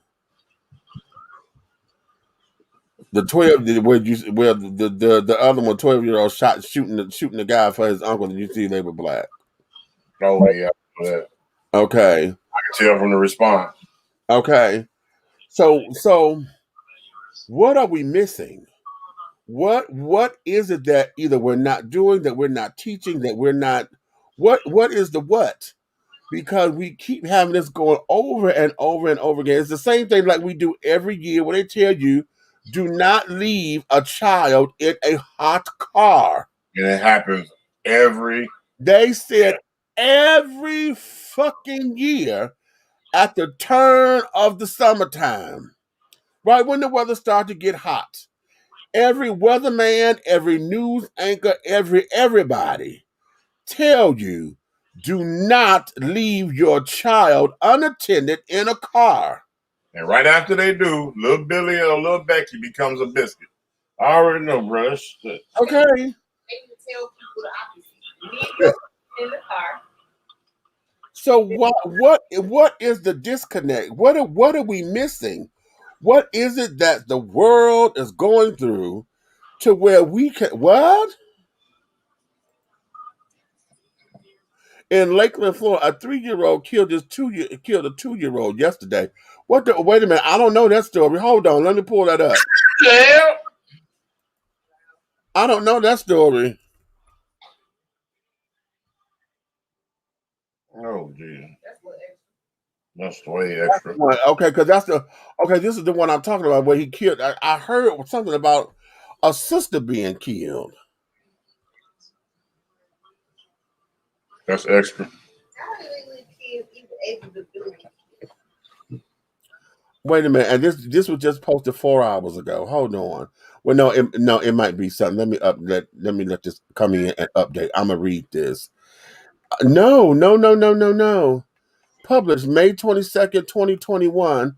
This is from News4Jack. So this is Lakeland, Florida. A 3-year-old boy accidentally shoots his 2-year-old sister after finding a gun that had been hidden between the sofa cushions by a family friend. Florida authorities said Saturday. The girl was in exceptionally critical condition, said Polk County Sheriff Grady Judd at a news conference. After the girl was shot, 3 men in the home at the time scooped up the child and jumped into a car to drive her to a hospital. On their way, they got into a crash with another vehicle, causing several injuries. The girl and one of the adults was taken to the hospital by a Good Samaritan who had stopped to offer assistance after the crash. The gun was brought into Lakeland, Florida. Was brought into the Lakeland, Florida home by one of the 3 men who had gathered Friday night to watch TV. Authorities said. Okay, here we go. Cavante Wilson, 23, told investigators he placed the gun between the sofa cushions so it would be hidden from the children. He was arrested on charges of failing to safely store a firearm, carrying a concealed firearm, and possession of marijuana. He faced other counts, the judge said. The home's owner, Chad Berrien, 24, was charged with possession of marijuana and maintaining a house for drug use, the sheriff said. Is that a real charge? No, that's a nigga charge. Right, okay. Judge said a Florida crime victim's privacy law. It's not a real charge. Go ahead, I'm sorry. Go ahead. Yeah, okay.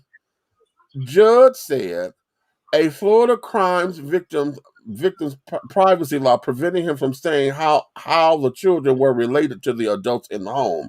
An online court docket showed no cases for either Wilson or Berrien on Saturday, so it is unknown if they had attorneys who would comment. Judge said everyone was cooperating with detectives. The boy was taken to the Department of Children and Families and placed in the home of his grandmother. There was no reason to think that this was an accident, that this was an intentional act, Judge said. He was a baby playing with what he saw as some kind of toy. Oh, Lord have mercy. Lord have mercy. Lord have mercy.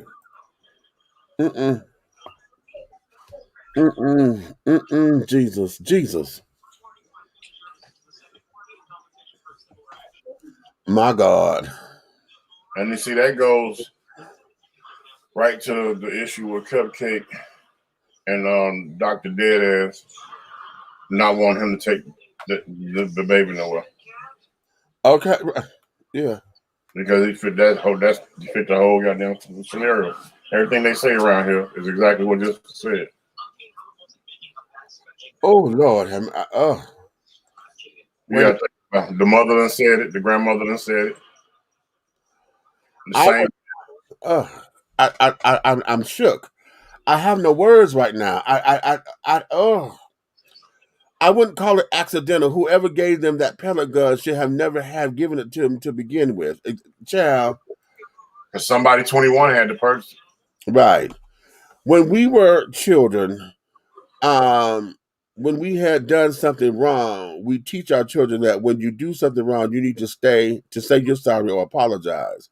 But when they haven't said what the fight was really about and how much beating his uncle was getting beat up, I mean, he was 12. I don't agree with what happened, but the family and the community failed the 12-year-old. Maybe the uncle failed him as well. Here's the thing. Everybody failed him because see, and that includes us, and I'm saying us as our generation.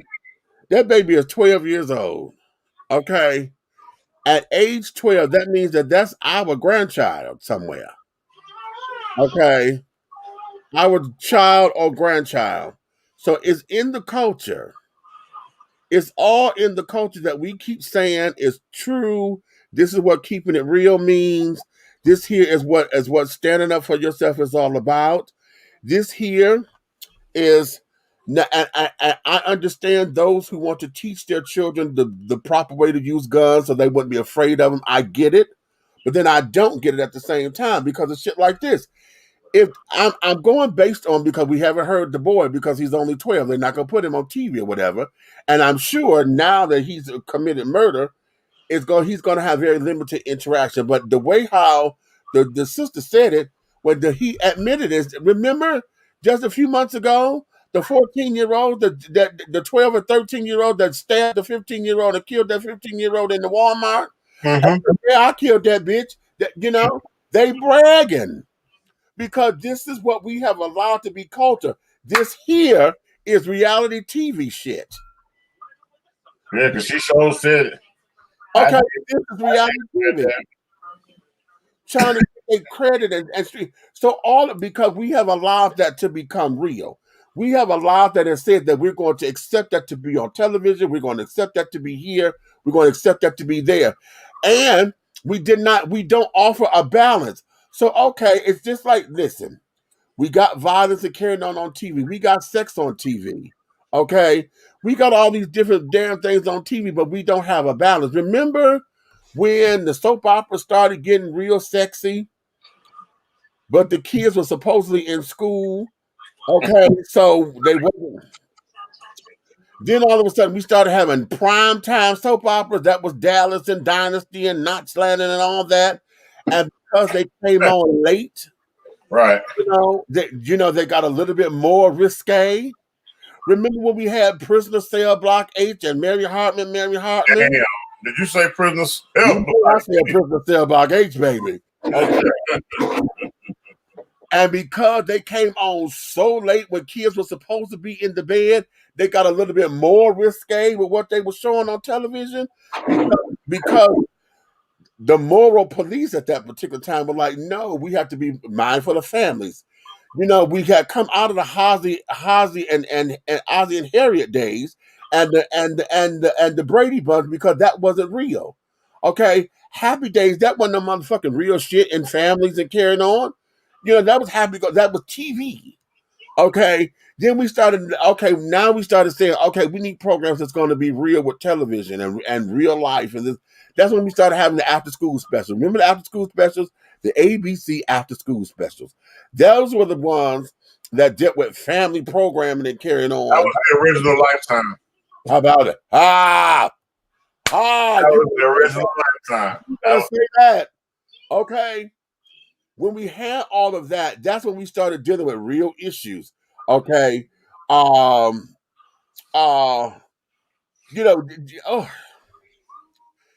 Just in how we started letting society do this. When the music started coming up and we started letting stuff get on the radio. I do not listen to the radio much anymore because I get tired of everything being bleeped. Okay, you don't even have a radio edit in there. The radio edit got all the damn bleeps. Okay, so it doesn't make sense. And we have allowed that to be, and without monitoring it. You know what I'm saying? Because see, now what has happened is that we have, this is government again coming into it.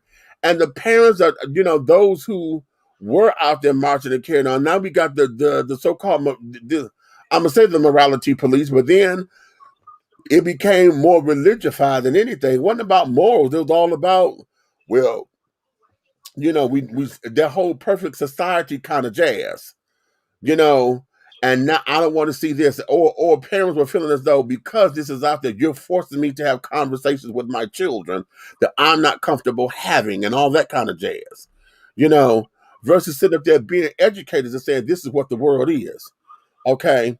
And so now we have gotten to a point where the kids now are basically a product of their own environment because most of them had to raise themselves. You are definitely right as far as the parents. The parents are doing this and the parents are doing that. But we're living in a world now to where parents say it's okay for you to call me by my first name. Man. We live in a world now where parents are letting young kids, not grown-ups, they letting their young kids come around and act as if they grown with their girlfriends, with their boyfriends and kids. We got parents who let their 16 and 17-year-olds come in their house with their boyfriend, fuck, while mom and daddy home. And you're going about their business without any kind of discussion, without saying, well, let me preface this because I don't know if they had that discussion or not in their house. Okay. I don't know if they had that discussion or not. But the point that I'm making is we have allowed these particular things to say, yes, it's okay. Okay. And now what else do you get? You get the 2.0 after that. Because if this is okay here now, where are they growing into? They're going to become the 2.0 version of themselves. So, child.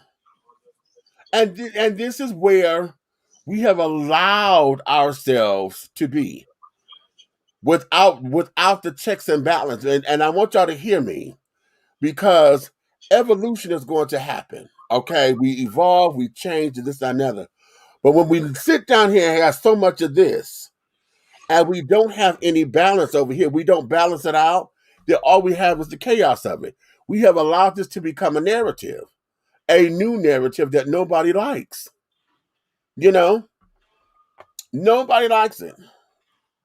Wait a minute, let me go back up here because I'm missing the comments. Y'all talking, and I want to make sure we get y'all.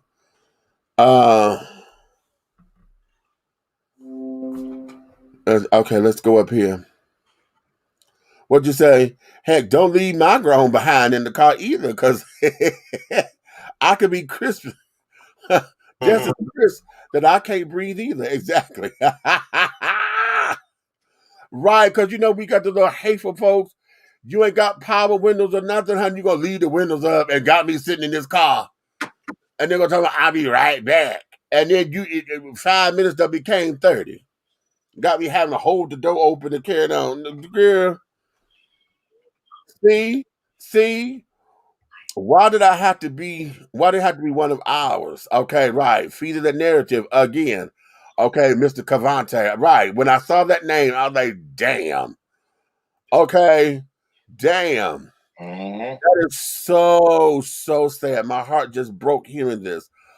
But this goes not to not allowing people in your home. Why people think it's okay to bring a gun in someone else's home?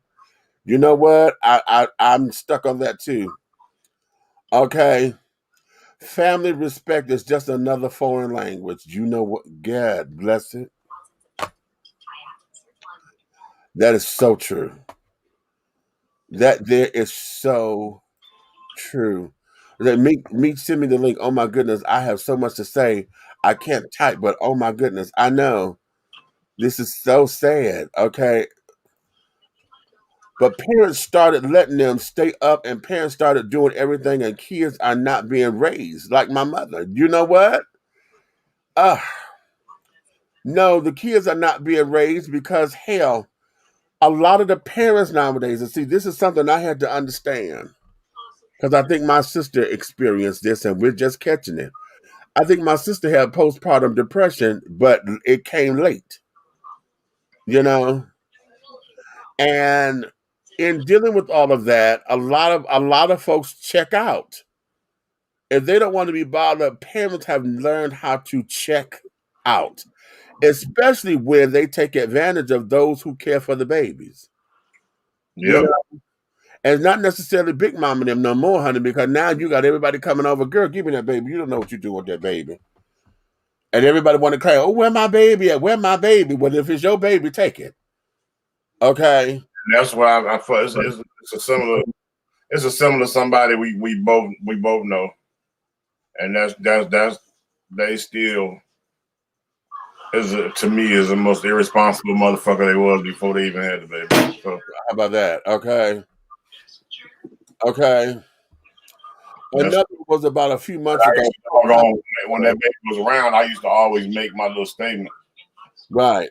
Okay. I kept making my statement, and I was trying to make that point. Don't put yourself in a position of responsibility and then think you got to hand it to everybody else. That don't make you responsible, and that don't make you no mother. If you become then be that. Don't motherfucker look for everybody else. Okay. Oh, doctor came up here. Hold on, girl. I'm gonna bring you in a second.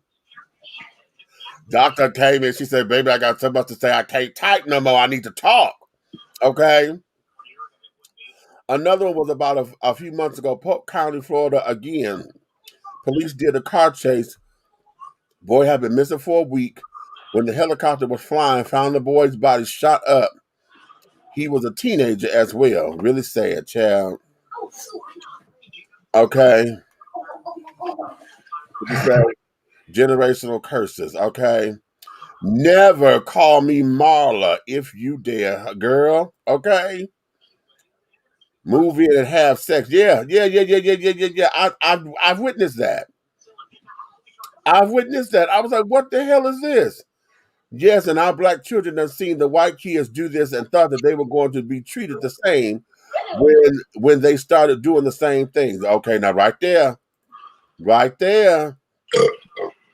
I got you on the link, Meeks. Okay, cool. Okay.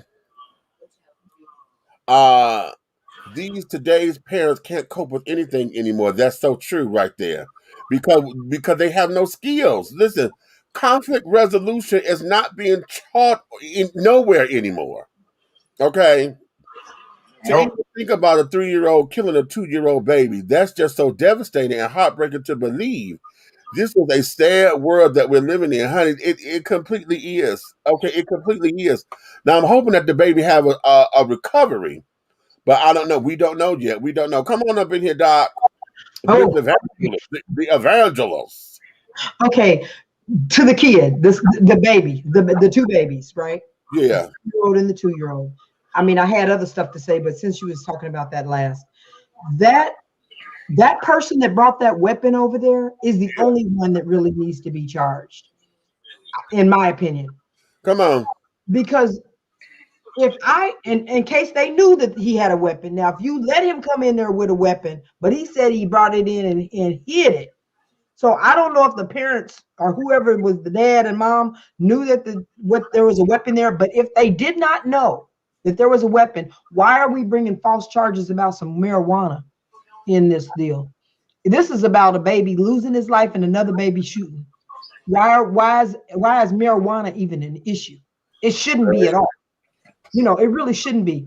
I understand the law when it comes to that, but you just because you have friends, and see, that's why I used to always tell my kids, and I still tell them because they're grown adults, don't let everybody come to your house. You can't let, if you know your friend is a crack smoker or, you know, maybe they shouldn't have free reign to come in your house. Well, because now you got this situation here. Friend Bobo now done got your house, your kids shot up. Like over, you know what I'm saying? Over what?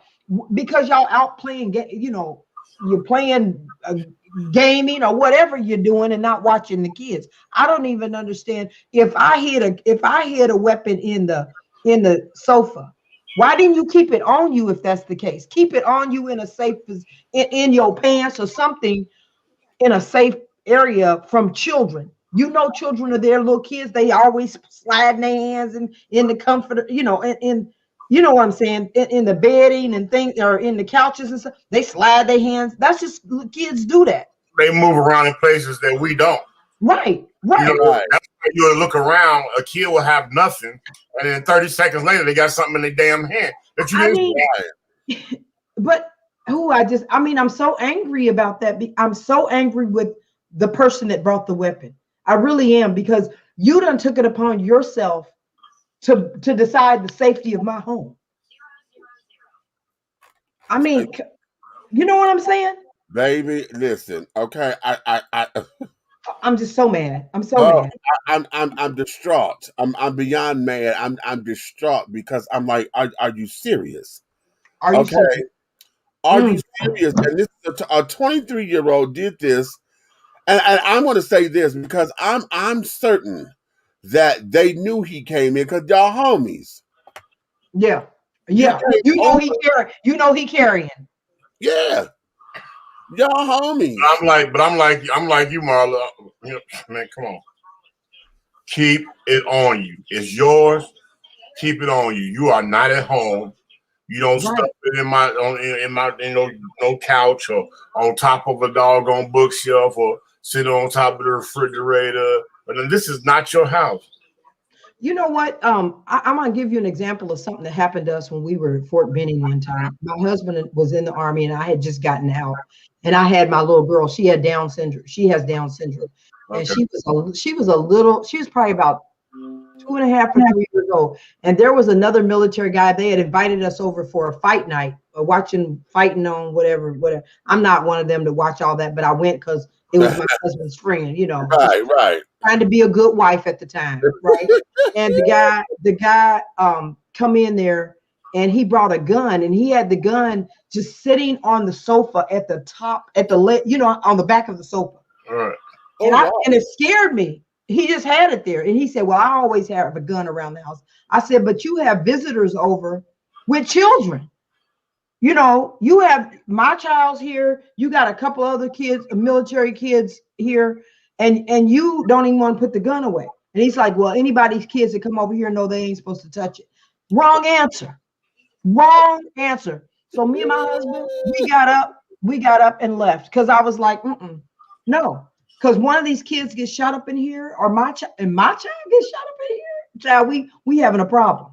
You know, it's just like, why would you feel like, I felt like that. And he was a military guy. That is so unsafe. If you got a gun and you home by yourself, and that's what you do in your own house, but don't invite folks over to your house and have the gun just laying there and talking about the kids know not to touch it. Okay, but there's a clause in the Uniform Code of Military Justice where he's supposed to do it by any means necessary to preserve life. And by preserving life is doggone securing your weapon. Right. So see that type of stuff right there, I don't condone. I was a 4.0. I was a sailor, but I was 4.0 with it. I wasn't nothing to play with. You won't just tell me nothing. You're not gonna tell me it's right. Pissing on me. Right. Can't do it. so no. I'm with you. I was like, we ain't. My husband, we was both like, let's go, because it just, it boiled me so bad. And then I grew up where my father committed suicide, so guns and all that kind of stuff was already a touchy subject around me. And I was like, we not doing this here. And I just felt like the disrespect. I felt like it was a disrespect to the people with the kids. You was absolutely correct. That was one that I really wanted. I couldn't type all that stuff because I'm just angry. And the 12-year-old situation, I have a thought about that, because my thing is when the fight, we only hearing one side because they only telling the side with the person that lost the person, right? So of course we want to jump. Oh, how sad. And we know it's sad, but oh, how sad. What a good person he was. I'm not going to knock that. And I don't know, but the whole reality is they was fighting in front of the 12-year-old, regardless. Here's the part that we're all overlooking. The brother was there and was jumping into it because his baby sister was fighting the boy, the uncle. So the dude is jumping on the girl. The brother stepped in to protect his girl, and so the 12-year-old is jumping in to protect the uncle. Right. Because the uncle is getting whooped on. Mm-hmm. Okay. So all this goodness. Yes. So all this goodness that he was, how much goodness really was it? So are we really that angry? I'm not saying the 12-year-old had a right, and I'm not saying the 12-year-old should have a gun or any of that type of stuff, but I'm saying what mentality did the uncle and all of them have in the first place? Because I mean, I ain't trying to be funny, but sisters, you know, those aunties and sisters or whoever it was standing there, they look like they could get down on the right end too if they needed to. That's Detroit, honey. They do. But how does 12-year-old know where to go get this unsecured weapon at? Now that's where I am with it. Well, wait a minute. Wait a minute. Didn't the girl, the one in the white, didn't she say he grabbed the gun from somebody there? Yeah. I don't think he went and got it. I think it was already present. It was there. Somebody had it, and I'm thinking that it was I think he grabbed it from somebody. Yeah. Or grabbed it from their pants, whatever. He grabbed it. So okay, now here, okay, let's think about this. A 12-year-old is gonna grab my weapon from me and not get 30 years knocked the shit out of him. Okay, I don't see that happening. Say that again. Wait. I feel like somebody gave that child that weapon because that child is a minor and they could do the crime. I'm gonna tell you, I'm straight hood. As far I'm military, but I'm hood. Yeah. I got a gift, and when God tells me something, a lot of times it'd be dead on. And right now, he's telling me that somebody gave that baby that gun. Yeah, or made it. It's right here. Grab it. Yeah. I'll tell you how they get down in the Midwest. They give it to the babies because the babies ain't gonna catch that charge. Right. Yeah. Right. Yeah. You gonna go away to juvie till you're 18, but after that, you'll be fine. Right. Right. You'll be home in a year after counseling for a year straight. Yeah. Yeah. And on probation for about 5 or 6. Yeah. You know. Yeah. Because right now, somebody, you're a 12-year-old. You just gonna take a gun from an adult and shoot somebody? No, they gave it to you. Right. Mm-hmm. And then now, according to the sister, because again, him boasting, yeah, I did it. Mm-hmm.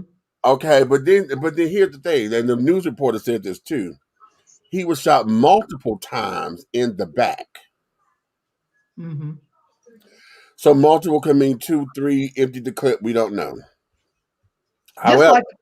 Just like the police do us. Right. Okay.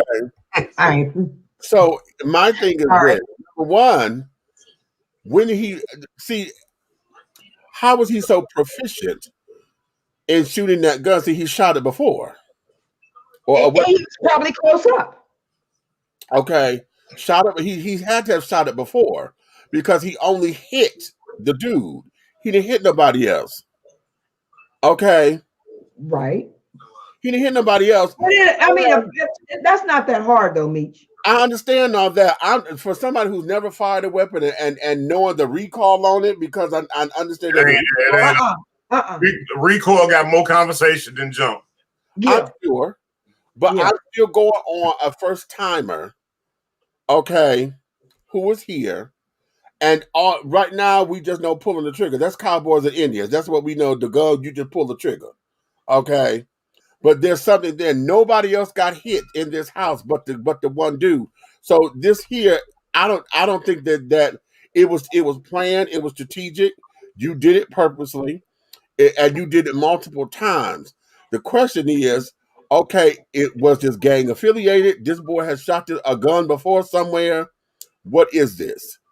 Okay, because again, I'm going back to the streets are going to say, yeah, he did right because he was taking up for his uncle. Ain't nobody addressing the fact that this child was whooping on this girl. Okay. And so her brother got in to protect his sister. Okay. And then now, because you losing the fight, your nephew. That's why I say he was he that good? You that's what it is. Because out of the word that the child said, yeah, I shot it because he was whooping on my uncle. Mm-hmm. Okay. So he was getting his ass whooped and was losing the fight. Mm-hmm. And see, the bigger question that I have here, going back to what we have allowed in this world, somebody had put in the comments, what happened to old-fashioned fist fights? Because see, Please. you sit down there, old-fashioned fist fights, you learn how to take an ass whooping, honey, was able to live to tell about it. Right. And what you did the famous words of a great comedian, son, today you boys are sissies. Oh, okay. Yeah. Y'all are soft, scared to take an ass whooping. Yeah. You know what I'm saying? You win some, you lose some, but you live. Yeah. Amen. Okay. And that there is where I am with a lot of, and see, now going into pride. So a lot of this is pride. Okay.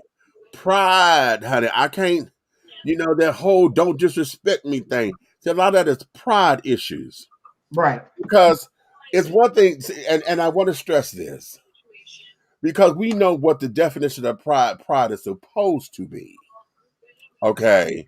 And being proud of oneself, to understand and to express or to enjoy the feelings of being confident, of awarding, it's an award, is being able to say that I've achieved something. I've stood by my commitments, I have, I am integral about everything that I've done. When I look over my life and my accomplishments, honey, it's something I can share in my joy with, because I absolutely am accomplished. Okay. That's what it's supposed to be. Now, the spiritual thing of it is that sometimes we get so, the spiritual pride is when we get so ego bound. Yep. Okay. So ego bound to where now we don't let nothing come in. Untouchable. Nothing can tester. Nothing can come in around this wall. And then you end up thinking that you the end all be all. You don't ask for help when you need it. You're sitting down here. You won't allow nothing to come in. Nobody can tell you nothing. Nobody can infiltrate this to make you see something. You refuse to open up your mind, to elaborate and expand, to see the world from a different perspective. And it's not to say that you're supposed to agree with it because it's different, but you even refuse to even look at it. Because of your ego and what you supposed to, you done made a law, you done made this decree that this is how the world is, and either you're going to do it like this or we're going to have a problem. Right, or the highway, my way or the highway. My way or the highway. And so when we deal with that, that's to come and say, there's a song, Red saying when it's a house song, honey, pride, a deeper love, honey. Is pride really a deeper love? Is it really? Because what pride turns into is hate. What I'm gonna say is synonymous with pride is control. Because now you're trying to control the situation, control the narrative, control people, control outcomes, control God, control everything. Because now you don't put this all here. Okay, so when we say control freaks, those who got to have it this way, okay, we're systematic and carrying on. But now if it don't go my way or the highway, if we don't have it going my way, then everybody gets discombobulated. They get disjointed. They refuse to compromise. They refuse to say that, okay, we both are right. Right. Okay, we are both right. So how do we come to the happy medium so that we could be harmonious with being right? Because see, now if both of us are right, then that means there's no wrong there. So now we got to join it. First of all, back to the beginning of your conversation with pride. I know, speaking for my people, pride make you know you dead ass wrong. Right. And won't apologize. Hey. Like Trump. I like him. Right. Evangelist. Okay, Doc. I see. Okay, but yeah. Okay. But it's the spirit of haughtiness. Right. It's like, know you dead ass wrong. look in the mirror every day and just won't apologize. Right. Okay. And that's what was built up in that 12-year-old, a form of pride already. And pride is also a form of hate. Yep. Because you hate everything that's not like you, that don't believe what you believe and how you believe. And just like the word of God says, pride cometh before destruction. Well. And a haughty spirit before the fall. Mm-hmm. Okay. So you can gloat with thee, but gloat with thee is not me. I am he. That's what somebody said to me. So, yeah. When you start being able to say that you're sorry, and some people don't even like to use the word sorry because they've made sorry seem like it's less than, like you something less than, or you're if you say you're sorry, that makes you you're weak. Right. Yeah. Yeah. Whether you're sorry or you apologize, or even if you doggone hood market, my bad. Don't take it as a weakness. Take it as a learning tool. Right. Well, it's actually a strength. It's actually a strength. Power up. You just learned something. Power up. How about that? Okay. How about that? Mm-hmm. How about that? So now, wait a minute. How else did I write this up? Wait a minute. Because there was another question that I had put in here.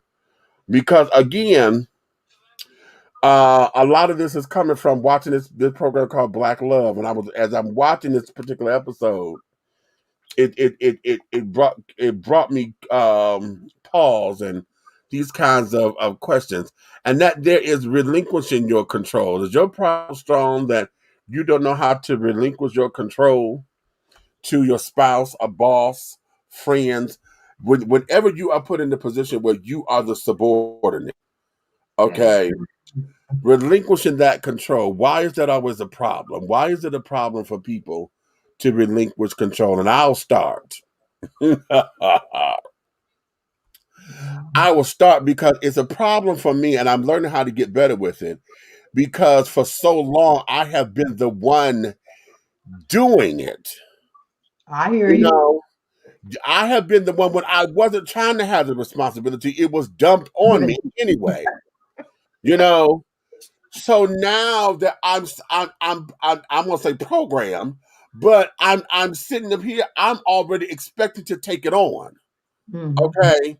So then when someone else comes in and want me to be the subordinate in it, I say yes, but then I'm waiting on your mistakes because you're not doing it the way I would do it because I've already. You know what I'm saying? Let me give you an example.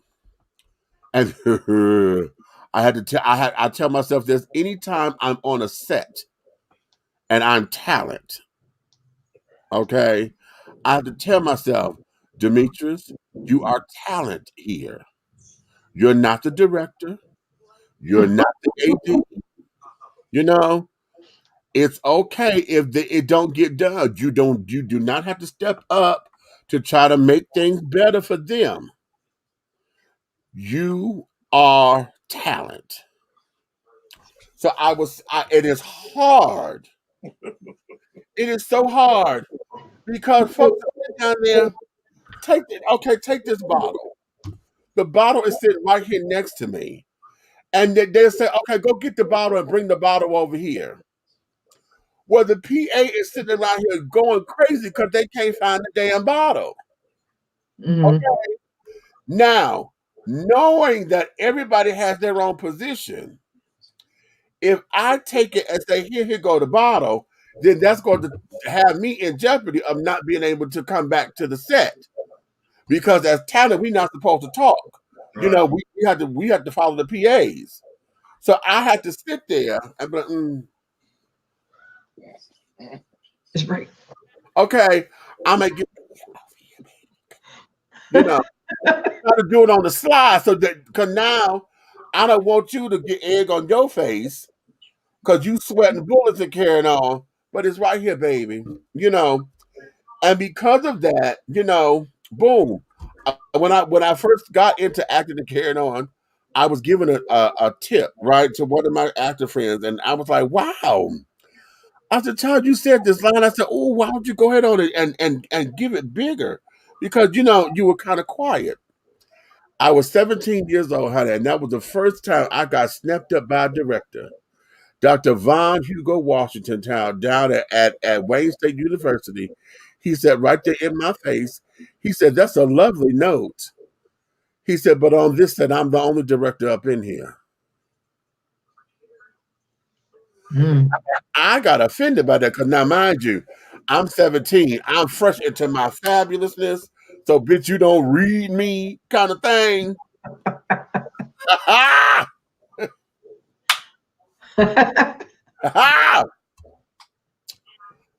So I got offended, right? And I wanted to challenge him. Oh, Lord.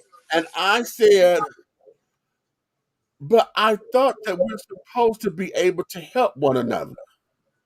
It makes the dream work. Isn't this an ensemble cast? Okay. Boy, you know better. You stumbled your way right on out. He said to me, he said, ensemble, yes, but there's only one captain, okay? And that there is me. And if I hear anybody else giving other directions outside of what I said to do or outside of my stage manager, honey, when it's time to go up, you will not have this luxurious role that's going to make or break you here. Because we were introducing a brand new play. It was a South African play called The Broken Calabash. And, and he kind of got me again, right? I mean, he was cutting me up. And all of my pride, bitch, my ego was everything. Because, the straight trade is reading me. That's what it was. Straight trade is reading me. And everybody around me like, okay, bitch, he's letting you have it. So and that was my introduction to that, about relinquishing. Because you're not the director, honey. You talent. You are talent. Okay. I told you that I had to find that I had to channel myself from producer, engineer, and writer, and I had to find myself as the artist in order to complete my own. Right. I had to find myself and be the artist. So I'm in the booth looking outside at them, and I'm going, why is he clicking it there? Why is he, oh my God, while he moved that over there? But at the same time, it's not my place. I'm here in the booth. But yeah, that's what helps a lot. In that particular scenario, that's what helps a lot because I'm in the booth. If I'm standing right there, I swear to God, I probably grab the mouse and we click 3 things. You know? So, but if you're in the booth, I'm looking out there. So what I started doing now is when I go in the booth a lot of times, I don't look out there. It just happened Sunday. Sunday we were out at the park, indigenous house music at the park. And there was this puddle of mud, right? That was right here where they had the makeshift bar. Y'all know those damn little scooters that the city got, all these doggone scooters everywhere? Mm-hmm. Well, they had taken 3 of those scooters and they had tried to, make a little arc to let folks know not to walk in that, right? Mm-hmm. You can't tell these damn queens nothing, honey, because they trying to run and get to somebody, so they still stepping in the damn mud. I looked, and I was like, well, I see why, because they're so far apart. We need to bring these up closer to the mud so folks will know don't go in here. And one of my associates, she said, that ain't your business. Right? And I looked, I said, ooh. I said, you know what? She said, don't you touch them scooters. She said, because that's all you needed for somebody to sit there and say, who told you to touch my scooters? I said, you know what? You're right. That's not on my desk. And I'm talent today, honey. I'm only talent. If these girls sit up here and step in the mud, that's on them. Okay? Because they see it like everybody else. They see that mud there. And then that's going to be on them. You gotta remember. Well, this is the power I use. when you step down, you know what you expect of your talent. Right. As a director or as assistant, you know what you expect of your talent. So expect that of yourself. You know what I'm saying? Deliver what you expect from another. Okay, right. That takes your mind off of what the people are doing that you normally do. Right. Because you know how hard it is for me to work with D Nice. Yeah. When I actually, you know what I'm saying? Because in his mind, he think I don't know what he's doing. I know every damn button he pushing. Right. I'm saying so it's like so I have to dumb down, you know what I'm saying, and just barely communicate, you know what I'm saying, to come out. And I use words like move that over there and this right there and this right here and that right there. Instead of going, you know what I'm saying, block, you know what I'm saying, can you block this? Can you I'm gonna put a key here after I need reverb on the top key, you know what I'm saying? I need you to change the chord to the E flat. You know what I'm saying? If I do that, oh, his ego gonna be shot. And I go, right. So let me just, I'll stay over here. Right. Yeah, Right. I'm the artist. I'm the talent, honey. I'm talent today. I am talent today, and I have to do that, you know, in order to relinquish that kind of control, because I am the subordinate today. You know, I am the subordinate, and as long as I'm respected, that's what you're going to get, subordinate out of me. The second we get disrespected, honey, then a whole nother thing is coming, because okay. Just right. I am your subordinate does not mean that you're going to sit down there and treat me as subservient. Amen. Because Amen. those are two different elements. Subordinate and subservient are two different things, honey. Okay. And so that there is where we're going to have to draw the line. But oftentimes, and let's look at this as far as relationships are concerned, because again, look at this program. The one pastor that was on here, he was saying how it was difficult for him to understand that his wife was better at money than he was. But because he's brought up from the household of the man is supposed to this, and this, you know, it was hard for him to let his wife, you know, pay the bills and do this and to do that and organize all of the things. What's up, Stan that came up in here? Look at Stan. Okay, yo, kids, what's up? So in that, you know, he had to learn how to allow himself to relinquish that kind of control, and then at the same time, not feel as though he was being a big baby about it, and carrying on, because he had to be put on an allowance. You know, his wife put him on an allowance because he was horrible with money. You know, but so how do you know, when it comes down to that, how do you learn how to let that kind of control go and deal with the reality of, okay, we all have strengths and weaknesses, but this here is a weakness, okay, and I'm not proficient in this, and be okay with it without it becoming a hit to your ego, or without it becoming some kind of control issue, or a lack on your part, or this is you a failure. Because a lot of times when folks hear I have a weakness, they hear I have failed. You know, and I'm less than. Not, and it's more than just being weak, it's being less than. You know, and how can I be your everything and this, that, and other? I always say, Okay, with that, let me catch you right there with that.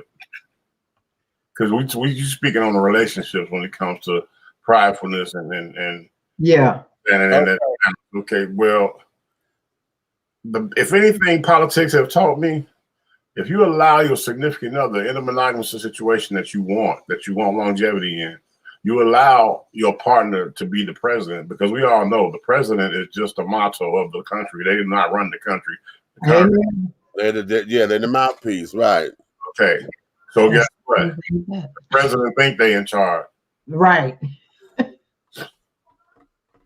and you make sure you set everything up to comfort them in their light of being in charge. Right.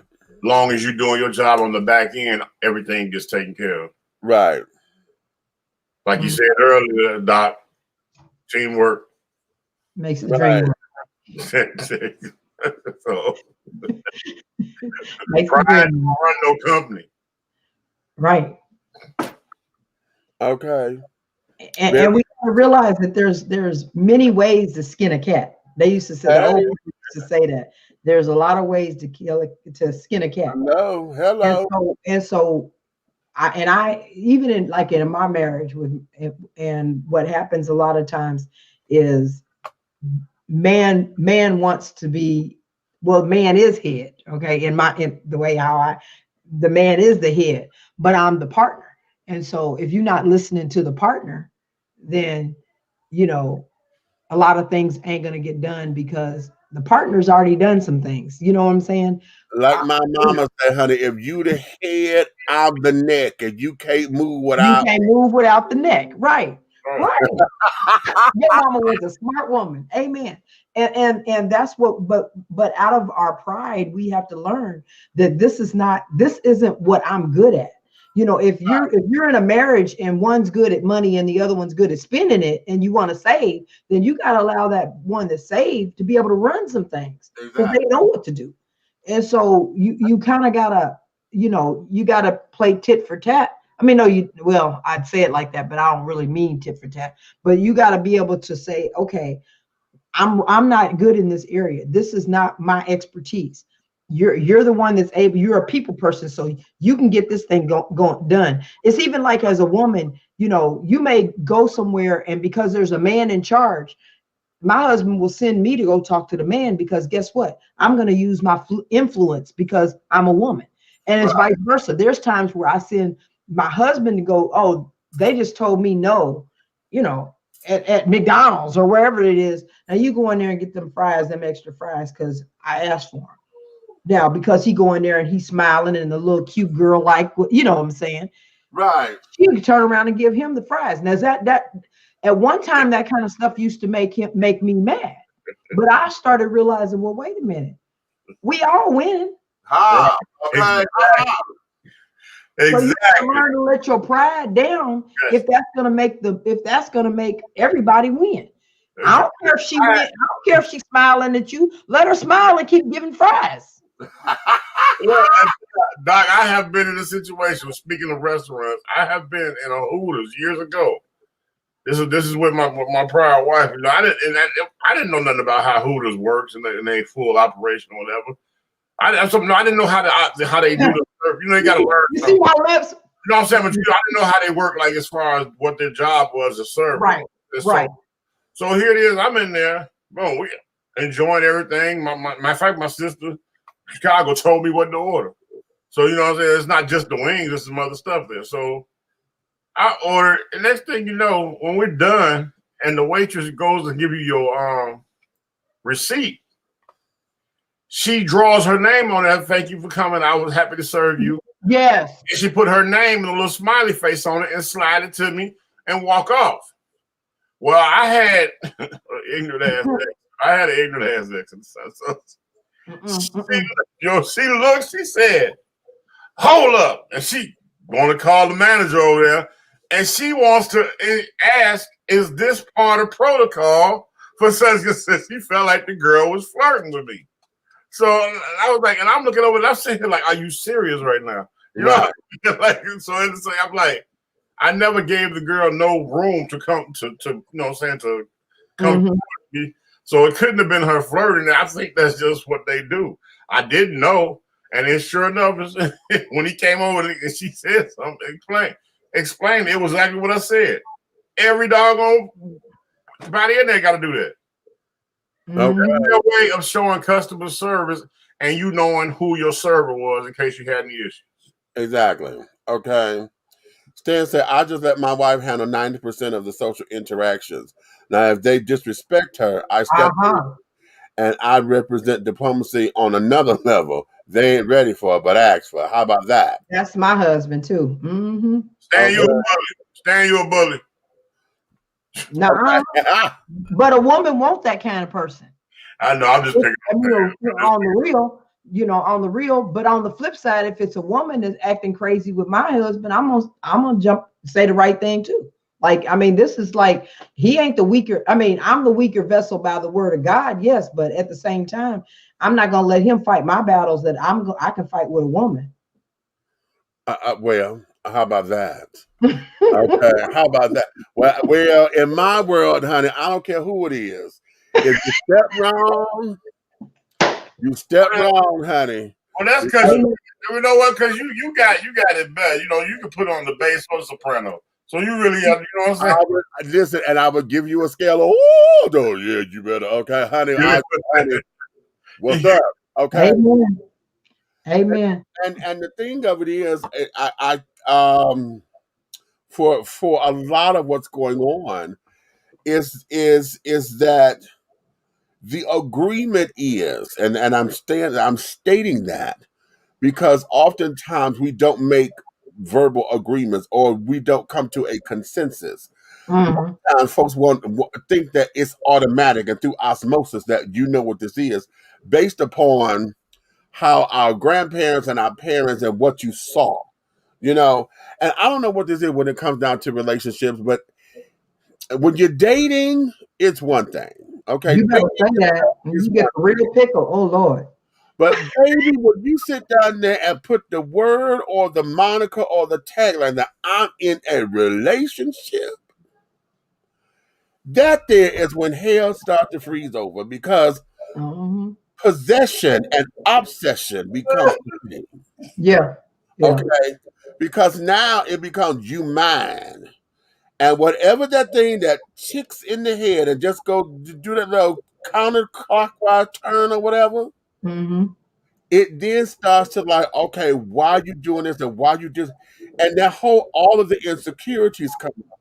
All of the flaws of humanity come into play. And we as human beings forget, honey, I took this from my mama too. She said, honey, I was grown when you met me. Okay, you can't raise me, honey. I'm not a child for you to raise. Okay. Now let's have a conversation. Let's talk and this, that, and the other, so that we can make sure that what we say is going to be us is us. Okay? And then that we stick to it. Because it ain't gonna be one set of rules for you and then a whole separate set of rules for me. Okay. We could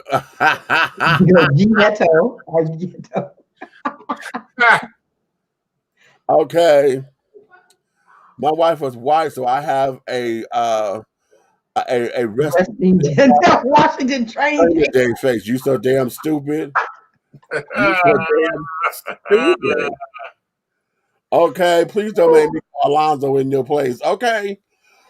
But oftentimes, in those ideas of relinquishing control, Marlon, you said something very, very significant there, that a woman wants that. Okay. And y'all know, if y'all been following the show, y'all know I say constantly, honey, that the whole idea of the strong black woman, I don't believe in it the way y'all want to sell it, because the strong black woman that y'all trying to sell is a bully. And every time y'all sit up there, I'm a strong black woman, and it takes a strong man to deal with me. Well, honey, as strong as you are, you coming on him like a man. So you know what I'm saying? So if you coming on him with all that masculine energy, know your place, baby. The next thing is for him to become a pissing contest, because now he got to out masculine you. Which means that a lot of times it becomes the whole rah rah rah rah rah. That's because it's a plethora of Christian women out here in the world that read the Bible but did not comprehend the Bible. Well. Amen. There's a lot of read.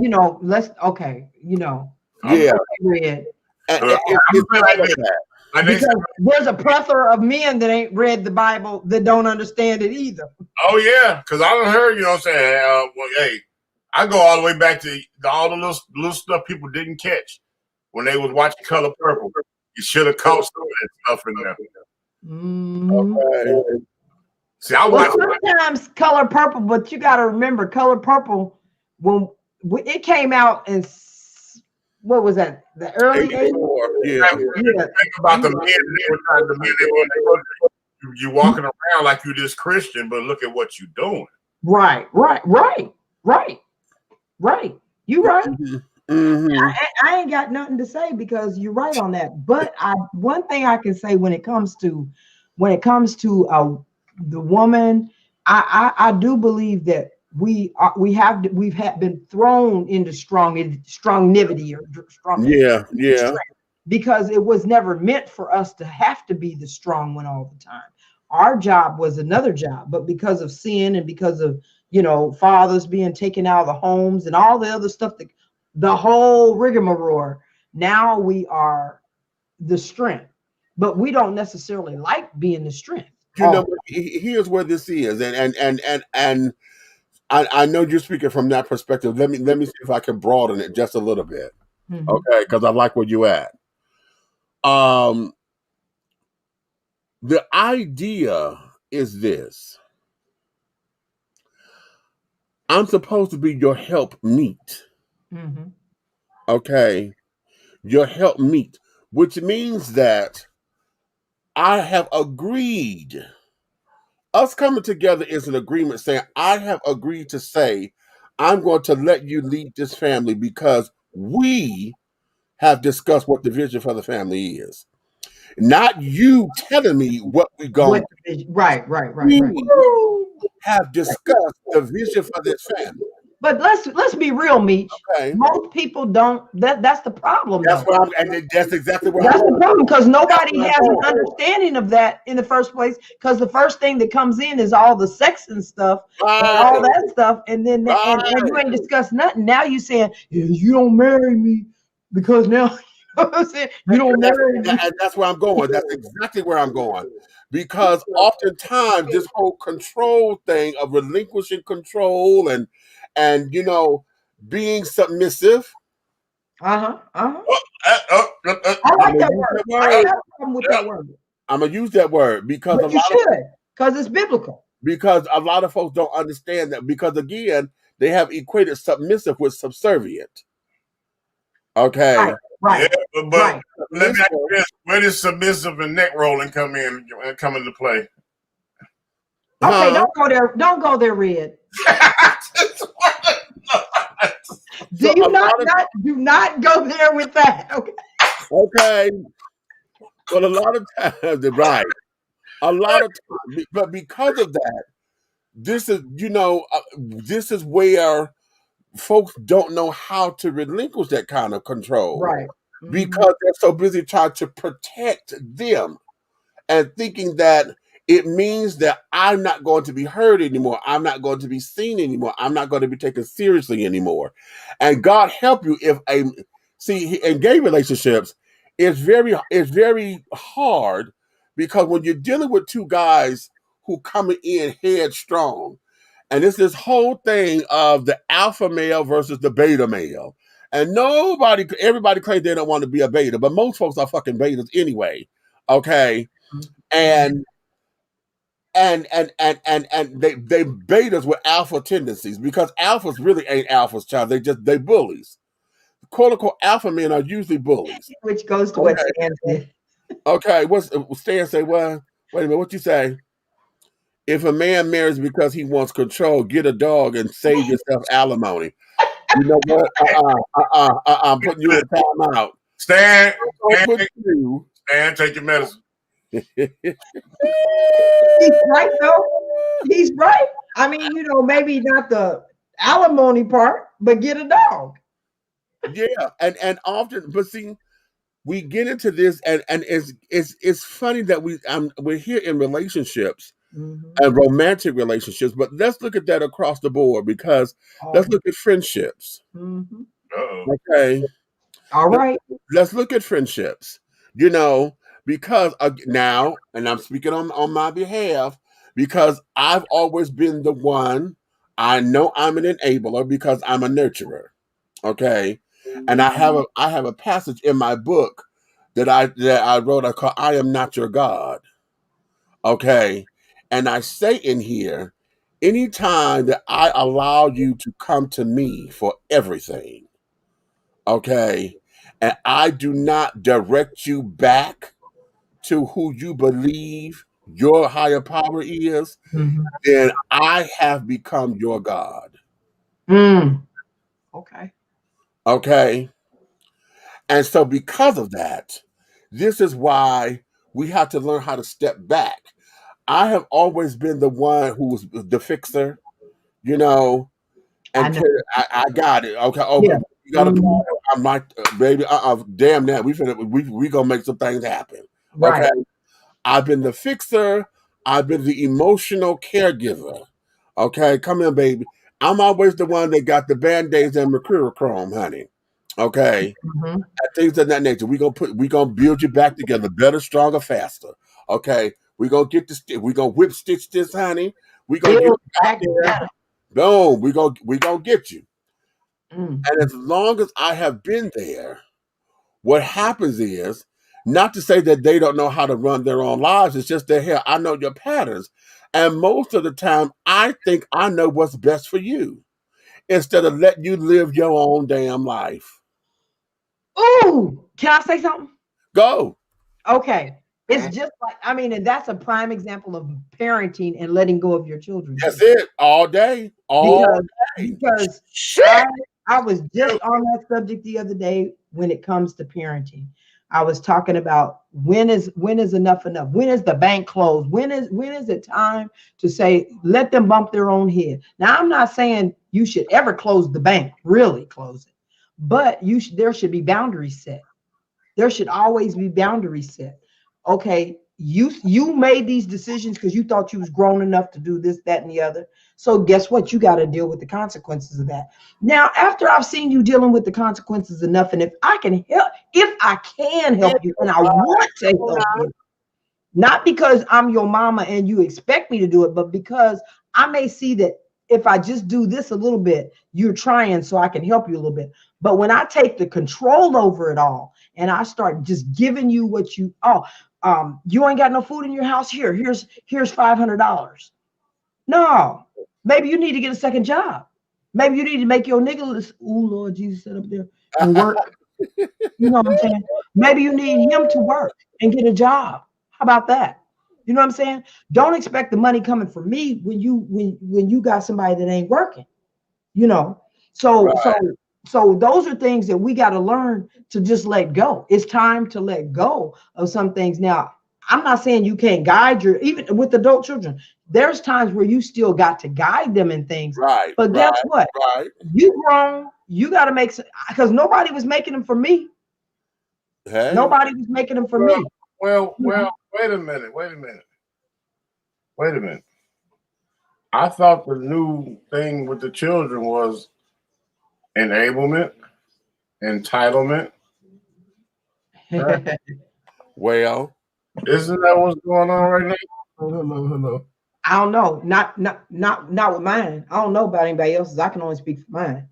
I thought that's what it was about. Entitlement? Make them stupid. Good morning. So they can't survive. Who's saying good morning? Who was it? That was a I'm trying to say in this link and I end up hitting the video. I was like, well, it is almost morning. This is about 12 o'clock. Well, you get what I'm saying? You make them stupid so they can't survive. And every time they got doggone need something, you give it to them instead of showing them how to get it themselves. Right. Gotta teach them how to catch the fish, not just feed them the fish that day, right? Boy, you say that? Listen. I'm a true believer. That's it. Yeah. And here's the part that let me see if we could expand that particular. Stan says send him the link. He got it. I just sent it to him okay. that's what I was trying to do. And I ended up hitting one of my older videos. That was me saying good morning. Okay. Here's the part that a lot of, let me expand that so y'all can get it. Okay. Because we always say, teach a man the fish versus giving him the fish for the day. Honey, listen, it's going to come a time when you get tired of cooking for everybody damn else. Okay. Say that. Say that. You're going to get tired of fishing for everybody else. Look, why am I the only one out here on the damn boat? Well, see, that's the point, though. Once You you know? take your kid, once you take them out there to fish and show them how to fish, you shouldn't have to get on the boat no more. Have to be on the boat. I should not have to be on the boat. And that's the point I'm trying to get to. You may have to stand on the sideline at the bank every now and then to say, hey, I see that there's fish over there. Go ahead and go over there because they're catching fish on that side. No, don't go to that side. You may be the director. You may be able to have to direct them someplace. You shouldn't have to be on the boat every time. Exactly. Exactly. Okay. I mean, hey, y'all forgot the net. Y'all forgot the net. Hold on. I'll swim it to you. No, not necessarily so. You forgot the net. You're going to work it out. Right. No, I'm saying that's the enabler. Right. I'll swim it to you. I'll make sure you get it. And then, because the stuff is, they left it so that because they know you would do it. See, that's what we had to learn. That's what we got to learn, right? That's what we had to learn. No. Intelligence. Right. Okay. Intelligence. Exactly. I love it. Okay. I love it. Let me bring Stan on up in here. Stan the man. Hey, what's up, Doc? Got my doctor in the house. Hey, I like you know you did that on purpose. Oh, hey, no, we got to be 100. If you go be purple, y'all talked about the color purple. I'm talking about what's purple. I'm purple right now. Hey, let me tell you, Meech, I gotta thank you, bro. Because Doc came on the show. We went crazy. We got to do a part 2. You know what? They loved her. She moving around and still loved her. It's just something about when you get into any conversation and you just get real without the hang-ups, without the judgment. And you know what I loved? When she came hard, she didn't have to go back and tell people, dust off this scripture and read it. See, she just came real and gave the scripture as a reference. Not, you know how sometimes preachers give it out like, once you read this, then come back and talk to me. Well, hell, I didn't live it. All right? Right. How about you come see me? Doc, we love you over there. Thank you. Because you just the bomb. And I know I'm crazy. I enjoy all y'all. I really do. I love this show and I love your show. I'd be like, can I come on? Can I come on? No, you come on anytime, but I know I'm crazy. And people see me and they be like, well, she's a preacher. And with him, I'm just real. I'm just 100. But I ain't got no problem with it because, see, the thing about it is, how can I win those that do not believe if I can't go where they're at? I can't, okay. I can't sit up there and say, you know, if you're living like this and you're in a male, you're gonna go to hell. Y'all know the word yourself. You know what, that's for you to fix with God, not for me to. All I'm supposed to do is show you the way, live it in front of you, and let God do his thing. And you know what, Doc, when you said what you just said, say this to the preachers. Most of them gonna be male, ain't no retentive, uptight, and so wrapped up in the scripture they can't breathe. Tell them this. When you go to where those who are the least are, don't act like a tourist. Don't be a tourist. Because we all know where you came from, and we all know you're done. Did you say don't be a tourist? Right. Yeah. Right. That part. For real. Don't be a tourist. I'm so sick. And I'm getting ready to, tomorrow morning, I'm going to be preaching with the guy in Africa, in Nigeria. I'm going to be bringing the word there. But the thing that irritates me the most, I have been telling people, our pastor in Texas shut his church all the way down because I kept telling him, you need to shut your church down. You need to shut your church all the way down. He's in Texas, in San Antonio. I said, because the Bible tells us to go outside the walls. If all we're worried about is the 5 or 10 people you got up here, 20 people up in here, who are you preaching to every Sunday saying the same thing year after year? Oh, I didn't mean to come in and hijack the show, but I'm gonna tell you, I love my Dr. Facey. I love her to death because she gave. Anytime you come meet, you'd have been there. When you can come on our show over there and hit, and I mean, talk about strike some chords where the Facebook is lighting up. When you come over there, because we were 100, just like yo, and this is what gets me with shows, meets like yours. People get so caught up in their little closet beliefs. Well, Yeah.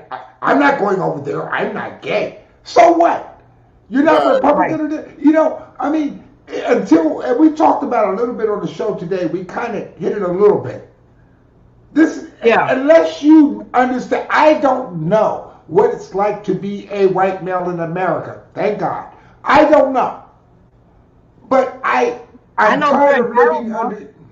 Yeah, but I'm tired of living under what you believe a black male is. Let's talk and figure it out. Right. And have this conversation. That's why I love coming here, because on here, you know, I'm Stan gonna be Stan on my show, show. I don't care. No other way, honey.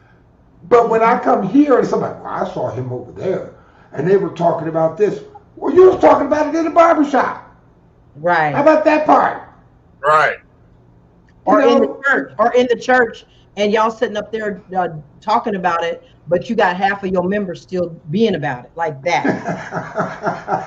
Where were we all when the Holy Spirit found us? You okay? You don't like gays and lesbians and all that, but your son is one. Yeah. No, baby. No, let's say. Let's say director. That's one. You dropped the bomb. You know, let me ask this. I love this. When people go that route and they get so pure, I like to say, well, are you saved? Yeah. Where were you when God found you? Not when. I ain't talking about the church. Where were you? And who were you with? Because I want names, you know. Man, I used to see these preachers, especially, you know, I worked midnight shift for 25 years. Trust me, I had connections in the hood. East side, west side, north side. I know what you drive, Pastor.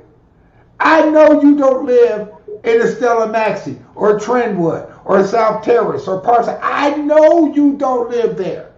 But I saw your car. And if cops don't know nothing else, we know two things: cars and license plates. Okay? Right. Right. Yeah. You was either with Sally or Sam. Which one was it? Yeah, Saturday night into Sunday morning. And then Sunday morning talking about, well, you know, those heathen folk. Yeah, I seen you breathing with the heathen. I seen you. Over here because I like this because again, relinquishing control. What happens when you relinquish control to someone, or don't want to relinquish control to someone who you feel is beneath you? Oh, that's a big. And that happens all the time on a job. You know, when you're somewhere. Hell, in a fast food restaurant, because you know, oftentimes you think you're in control, but you're not, honey. The cashier got to take your order. They got to cook it. Right. So you're in a place where you're at their mercy, even though you don't pay them your money. You're at their mercy. Okay, and their discretion. So, honey, it could be whatever. But when you're in that spot of dealing with understanding the level of control, does your pride get that far in the way that you don't know how to be subordinate to someone who you may not like on a personal level or whatever? You don't know how to separate business from personal, which is why we have a lot of chaos in the world now. A lot of folks don't know how to separate that, particularly coming into spaces like this. Stan, you're talking about the shows.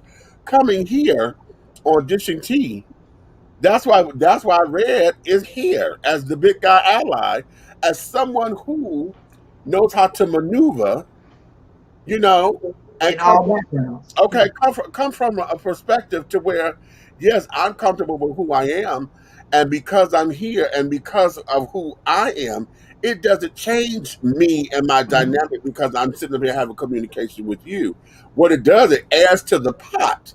Right. You know, if you sit up there making a stew, honey, it ain't stew without the potatoes and the carrots and the peas and the gravy and the damn onions.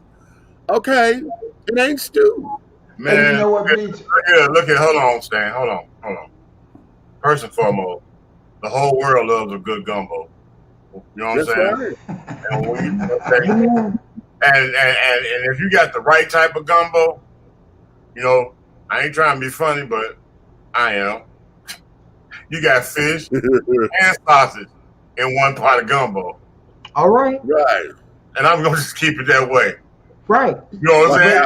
So if you fish and sausage. Did you get that? And sausage in that gumbo. All right. You pay $10 for that bowl of gumbo, but you can't come over here for free and learn something or how to open your mind and broaden your horizon and teach others.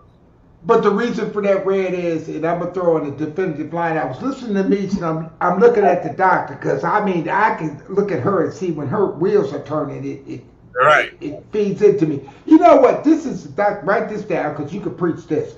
You know what? This is the problem with folks today. They need to know the difference.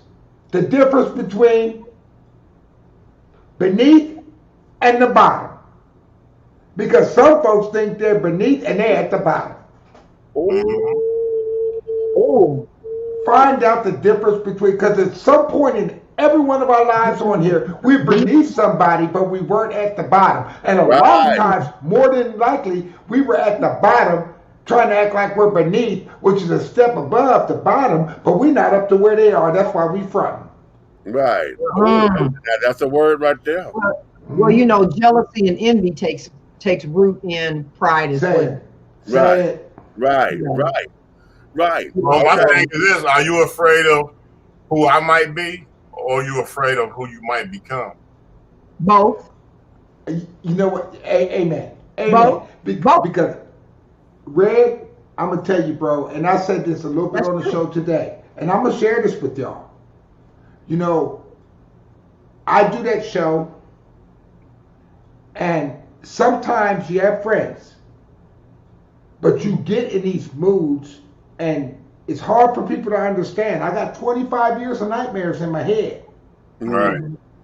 Well, and you a lot of can see anger. I just wanted to let you know. Yeah, I mean, anger and outrage and frustration, and sometimes you get in this place. Yeah. Where I can call Meach or Doc, I can call, but nobody truly understands unless they've been there. But the people that were there with me don't speak to me anymore. Right. So you get into this place, and I tell you, for me, and I'm not a Bible thumping Christian, I just try to live right. One day, I got into one of my pity parties. The show, and it takes a toll, and the more you research these topics, the more it stirs up these nightmares. Right. But you do it because somebody out there, the least of these people, need to hear somebody talk about it. And I got into a woe is me party. Okay. And I was shaving. And I looked in the mirror. And I said, you know what? I don't look my age. I'm in good shape. Praise the Lord. I have a sound mind. And you know what? God said, see what I told you. I told you 5 years ago when you hit the play button on the very first Facebook Live you did. You're going to lose all the man-made accolades, all the achievements, all that's going to go out the window. The favoritism is going to go. But if you stay true to what I'm telling you, I got this. And that is why when I do the show on Saturdays, I keep notes on statistics. I don't need speaking notes. And I stay 100. And I will be 100 because pardon the language, there are too many bullshit Negroes out here right now making money off of police reform and pimping people's problems.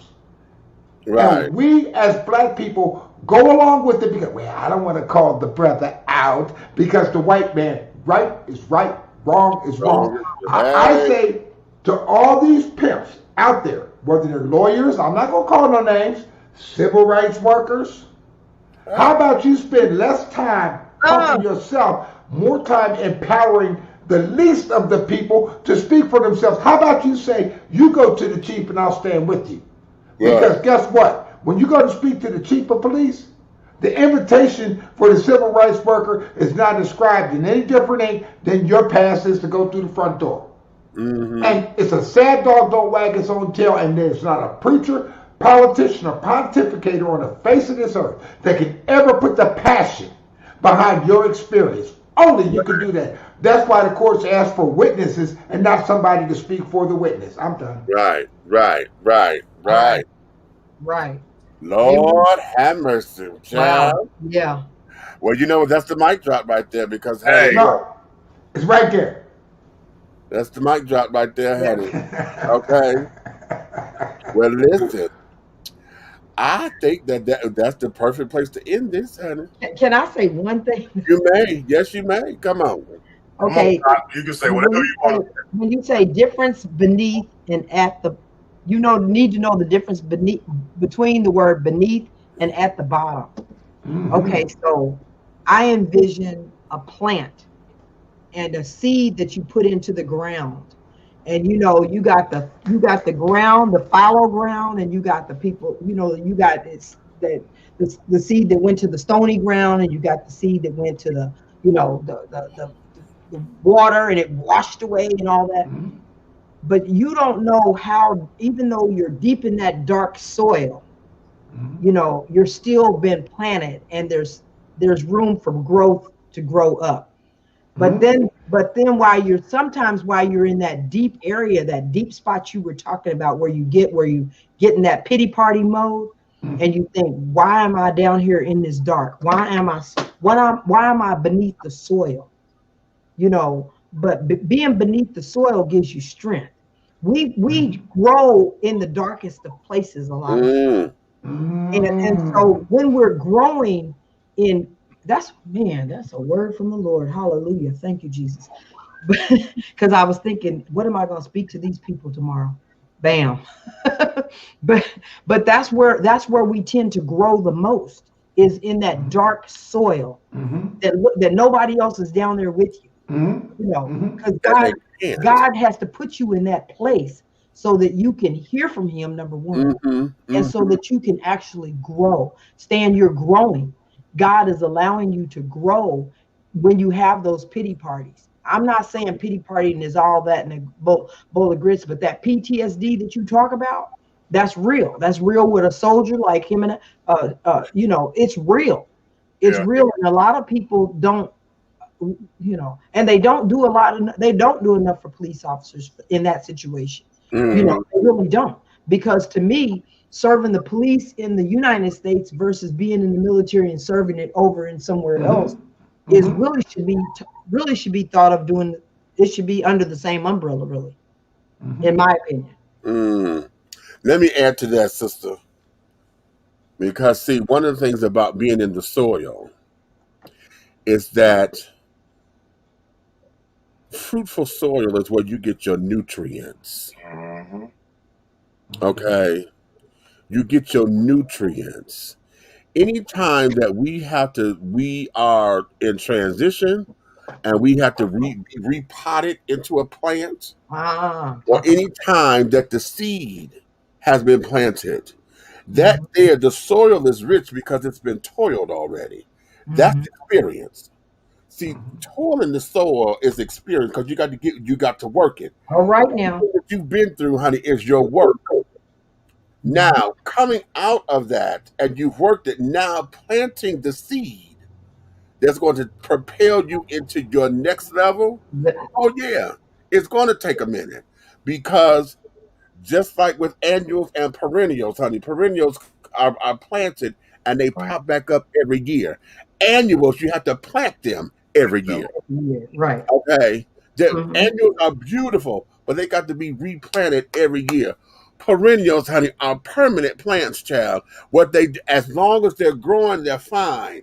Now they blossom in the cold, okay, and they hibernate in the heat. Yes. Okay, so perhaps this may be a hibernation. Perhaps this may be you needing to toil the soil, or perhaps your seed is being germinated and being fed and get all the nutrients that it needs, so that when you start to grow, you're able to, and the photosynthesis process, honey, will give you everything that you need. Now, what you got to do as the farmer, all right now, is prune the garden. There you go. Oh, Jesus. That's a good word. Prune it. Well, you know what? Like you like she said, Meech, everything was the nutrients I gathered within the soil that you're talking about soiling. About everything that even said like that, there's growth, and that growth brings you into the light, which brings you here. That's what. But you're right, Red. But we got to remember, the taller the tree, the deeper the roots. That's it. That's it. That's it. And then you got to think of, two glasses. This is not. I don't know why it ain't showing, but this is like a potted thing too. No, it's because it's the same color as your backdrop. That's all. Oh, that's why I was. Is it green? Yes. It's green. Yeah. You got a green screen. That's why. That's why. Wow. That's cool. But anyway, so you got these at the same level, right? But in order for you to be able to sow and to help somebody else, you have to be a level above them. Not putting yourself there, but God, as you growing up, God is placing you there. But in order to pour into them, you gotta be above them. You can't be at the same level to pour into somebody. So if you're hurting, you can't really pour into you can't pour into anybody else. So you got to get healed so you can come up, and in that next level, you can pour back into somebody else that's hurting. Oh, that's good. Oh, ooh. Oh. Ew. Yeah, I don't know about you staying with that. You get far away. That's good. Oh. And God wants us to always be in a position of pouring into somebody else. And then you have it. Well, I'm poor enough. You do. You really do. You may not think you don't. You may not think that you don't. You may not think that you do, but you really do. Right. So there are a lot of. I mean, I look at your show. I just started really looking at it on a level where, at first I kind of like would just watch it and go do what I'm doing and stuff like that. But I've actually just sit and just watch it.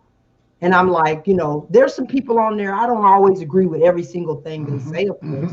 But the reality is every one of those people pour. They pour into somebody else. Right. They really do. And the same way with this show. Everybody, Nikki may have her own way of thinking. Meech has his own way. Red has his own way.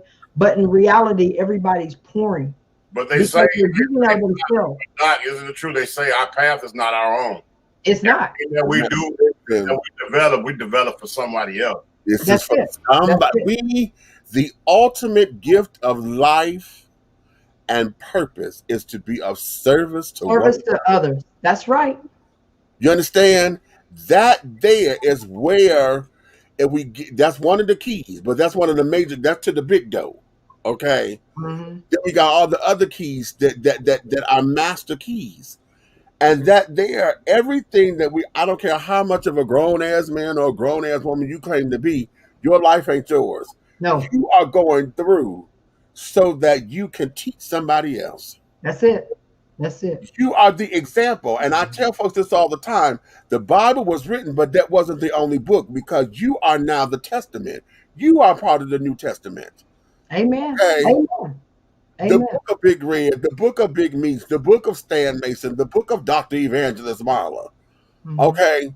Because see, now it becomes what it is as your walk and how folks can view you, because everybody's always looking at your child. And listen, my cousin told me something, child, and I had no clue because they were kids.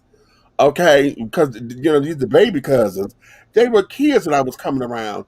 And she said, "Oh, cousin, meet you. I remember you all the time." And y'all were the grown folks, so we would look to y'all to see what life was all about. Because grandma and them was old; they didn't do a lot with us. We were around them all the time, but we saw y'all. And that floored me. So you never know who is looking at you, who's watching you, and how they are gleaning from you. So all of your stories, honey, good, bad, or indifferent, all of your experiences, they are not yours, honey. They are for you. That's why testimony is important. Testimony. Thank you. That's why that's important, because folks will sit down there and they can hear, I'm not by myself, number one. Number two, wow, you went through that. That's how you came through. And yeah, all of us say we don't look like what we've been through, honey. Ha ha ha. But you know what, Meech? And you're right, because, you know, when I hear people give a testimony and some people listen, some people ignore it. But I'll tell you something. No survivor or no person who failed to survive has never given a testimony. How about that? Mm. How about that? No, because so anytime you hear testimony, that's a survivor. It's somebody who's been through something. You don't get a testimony from people who haven't been through nothing. Right. Exactly. And game recognizes game. We all know. You know, when you hear somebody talk on a condition and they ride in a Benz or a Bentley and they're trying to tell you pick yourself up by your bootstraps, how you look at them? You give them that look like, ooh, not right now, not today, really. This is not your day, you know. But when somebody comes to you that has nothing and says, bro, it'll be all right, you could be me. Right. Yeah. Well, I tell you what, Stan, that the young lady that you call your daughter that you helped a long time ago. Yeah, yeah. I will never forget that story because that story dug me back to a place I was at before. Yeah, Channing. Yeah. And that when that whole story, when all that came out and she gave her testimony on your show. Remember that when she came on it, you got her on there? Yeah. Bruh. That has never helped me. That was actually toward the end of my, it was in December, it's close to Christmas. And I was retiring in February, going through all my other stuff, which I don't talk about because of lawsuit, but we went to that call and it was me and the young officer, and young like 5-year officer. And she was actually camped out in her car at a rehab center she had gotten kicked out of because she violated the rules. And it was cold, and yes, Texas gets cold. It was cold, and we got there, and I'm backing this other officer. He got there, and of course, you know, young officers, I'd rather be writing a ticket somewhere, and he pretty much just get out of here. And I'm looking in her car, and she got stuff that you could tell somebody been sleeping in the car. Now, if we were doing a drug interdiction stop, he'd have been all on it. So I asked her. I said, you know, I told him first. I said, if I'm good here. I'll take this call. If you need to go, if you got something you want to go do, just go do it. I'm all right. Go write tickets or whatever. And I asked her, I said, what's going on with you? And she told me her story. I got kicked out of the drug rehab center. So just some of the stuff we didn't talk about in that particular thing. And she didn't have any gas in her car because she'd been burning her car the last 2 days to stay warm. Trying to stay warm. So I said, follow me up. There's a block to the store. Filled the car up, you know, gave her $30, $40, whatever, you know. I said, come over to the police department, sit in the lobby. We got TV, we got everything there. Tell them I said you could be there and get some rest and then go home to your mother in Dallas. Well, my mom ain't going, I burned bridges with my mom. I said, go home to your mother. Right. And she went home and turned herself in on a warrant that she had up there that I didn't know about. Did her little 6, 7 months or whatever. Let me tell you an update on that, Red. That young lady today, the brother that she married, good guy. Good guy. She just gave birth to twins, bro. Really? About 3 months ago. Wow. They're married. She's got twins her whole life. She's clean and sober. And she told me, she said, she said, I was so scared of you. I wasn't scared of the other officer. Here's this big black officer, and it's nighttime. Right. And the thing that I was most afraid of, she said, is the thing God sent me that night. And it's not about me. Mm-hmm. It's when you get there, be still. I didn't know what to do. Be still. And God will show you what to do. Not for you, but for this woman to have those twins and a clean life. And a good husband. I don't need no credit for that because I didn't do it. Right. But just be willing to be the tool. The tool. You better say that. That's all. Amen. Amen. But thank you, bro. Amen. What a beautiful all right, honey. And we have to be obedient to the Spirit of God when He tells us. He don't, you know, and so many people think because they live a certain lifestyle, God ain't speaking. God speaks to a whole lot of people. He speaks to people. He's still speaking to people. and we just have to be still and listen to what he's saying. Be Because still. you know, people, especially in the church community, you know, I got ordained in 2012, and I have gotten a lot of flack for even having the show I have. They're like, well, you talk about stuff and about the church. And I said, well, you know, the thing about it is y'all in the church and don't want to talk about the church. Y'all don't want to talk about the things that y'all don't do. You know, why do, you know, God gave me a mouth. You know, he gave me a mouth and I'm going to use it. When he shuts me up, then I will shut up. But until then, he told me to speak the word, and that's what I'm going to do. I don't have to be along in your church.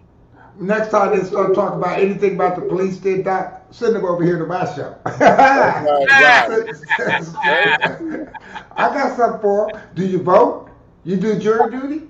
How about that part? I do all of that. I love do all of that. Yeah, because you have to. How can you be a well-rounded individual? And we want to talk about the white people, but we ain't doing what we're supposed to do as the black people. You know. Woo.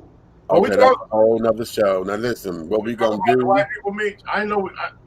I thought we was all beige. What the hell? Okay. Everybody gonna hear is.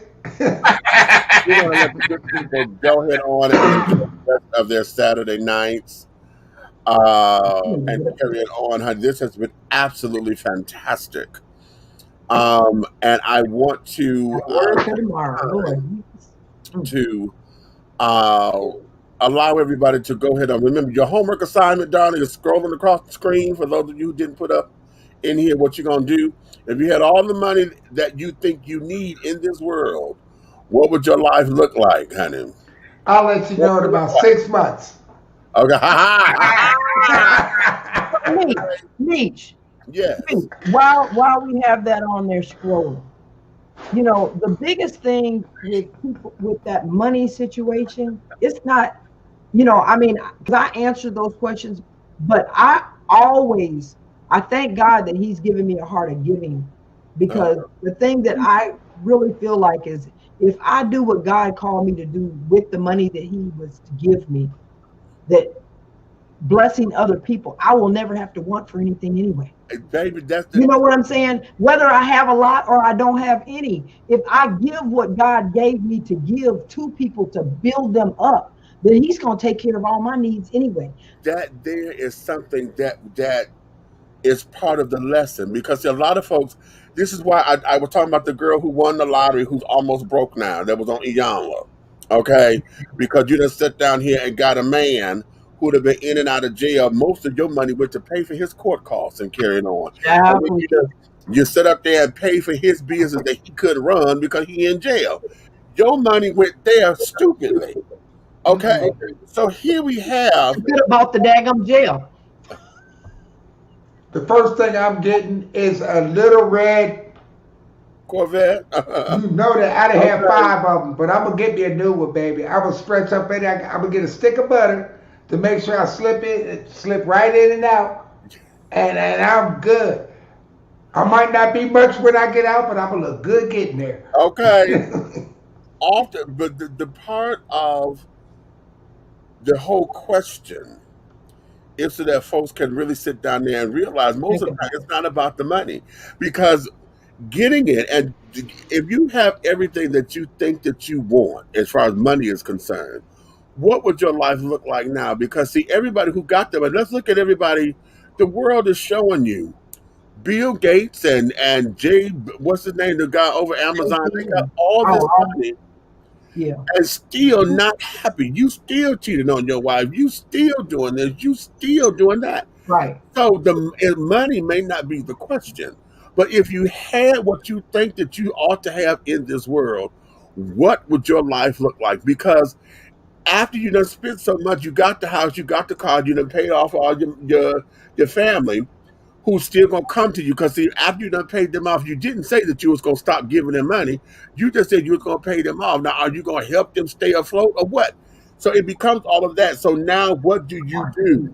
What does your life look like? I told you.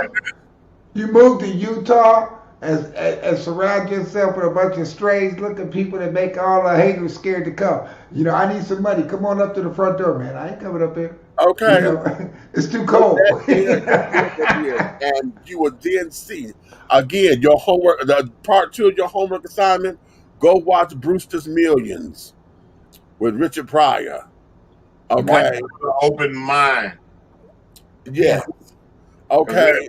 There's a major lesson. There's a major really lesson in there. And it's funny, I think I saw that when I was like probably in my early 20s, maybe. Yeah. Yeah. And I actually did get that out of that. Like he had so much money, he didn't really need, it wasn't about the money. He really didn't need the money. But it's the lesson that was learned in that. I'm too young. You give away what you Someone give away and help. came from nothing because he was a nobody. Mm-hmm. Okay, scripting and scraping, just above being on the street corners, coming to all this money with conditions. Yeah, okay? right. With conditions. Okay. So now in the beginning, because he only had 30 days to do it, so the first 5 days wasted was lovely. Okay, because I got the coin to do it. Mm-hmm. But now it became a burden. I got 30 days to spend $30 million and I can't let nobody know what I'm doing. I can't just go give it to a charity. I have to absolutely spend this. Okay?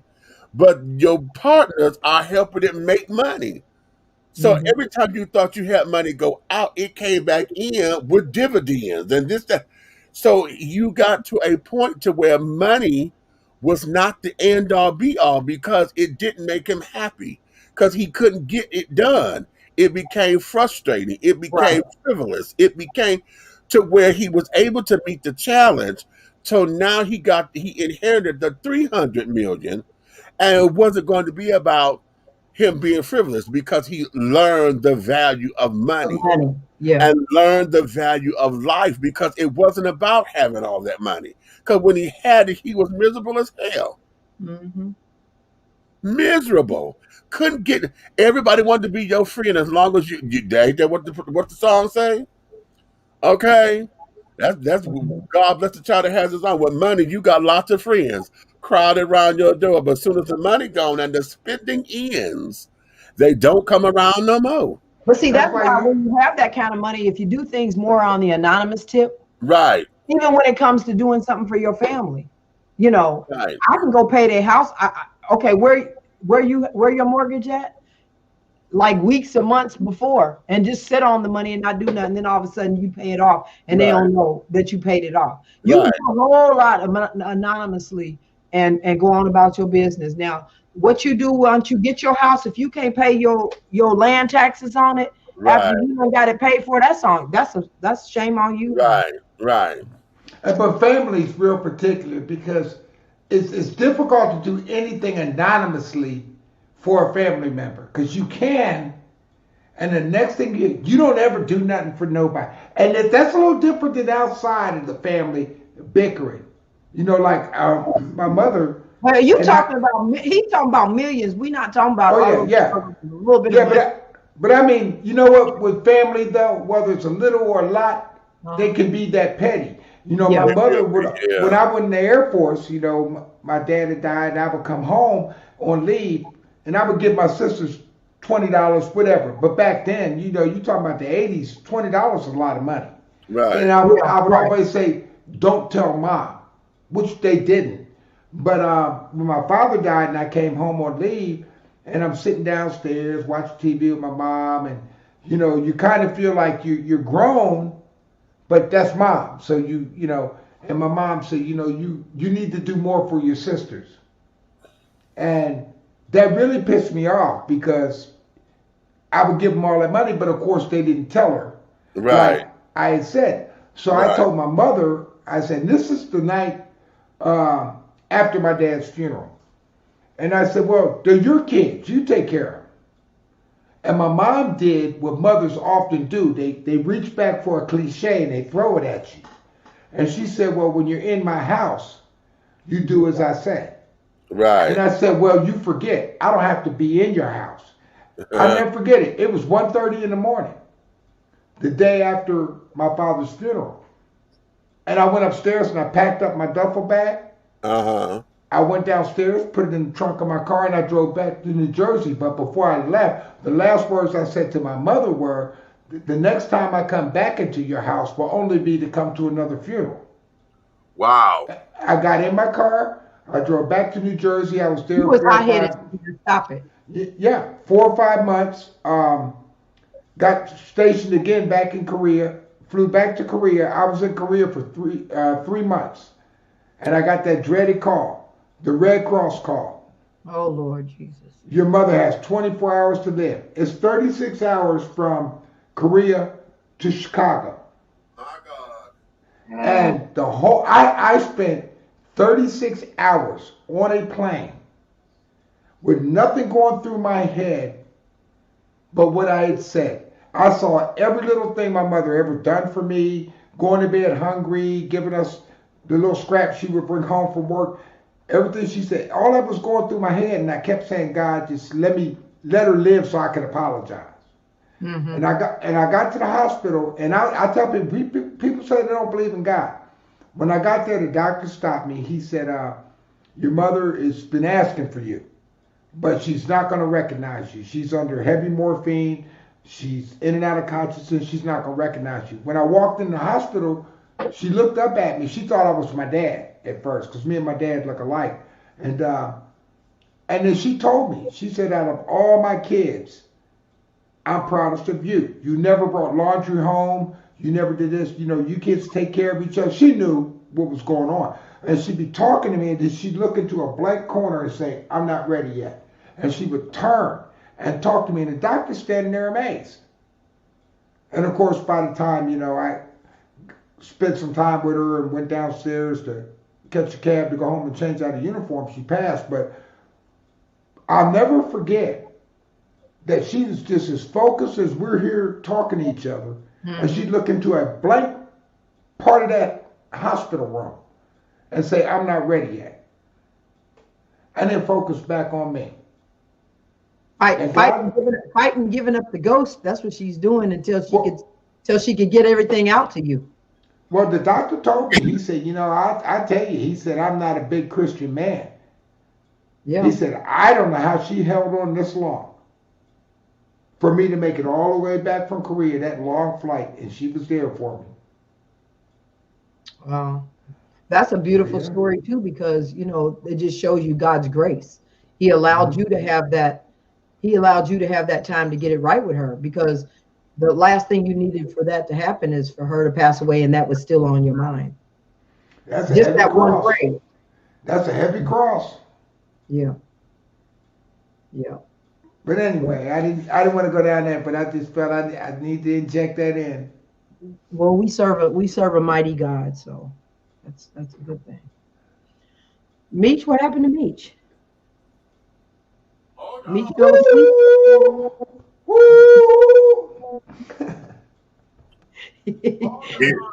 Get out there.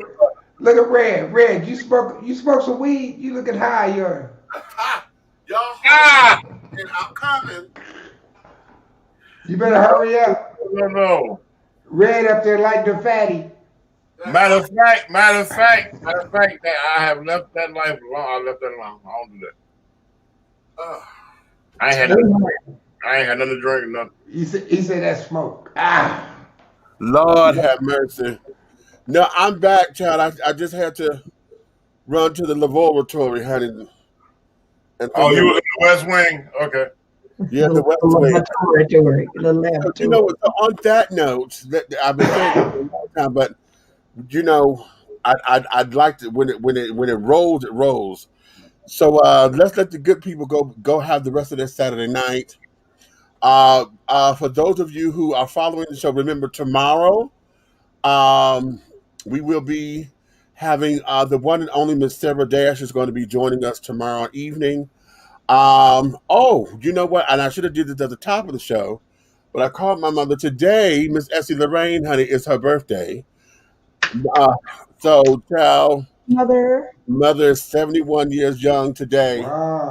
So yeah, and then now, well, technically it's the 23rd now because her best friend's birthday is on the 23rd. Mama's the 22nd. She's the 23rd. And how beautiful is this? Because Sarah's coming on tomorrow. And then Patty LaBelle's birthday is on the 24th. How about that? So, that's my entertainment mama. So just how all that is connected together is really cute for me. So, having said all that, my darling, we thank you all for your love and your support. And you may finish all of your crumpets, darling, because the tea has been dished. And you've been dishing tea, darlings. Ow!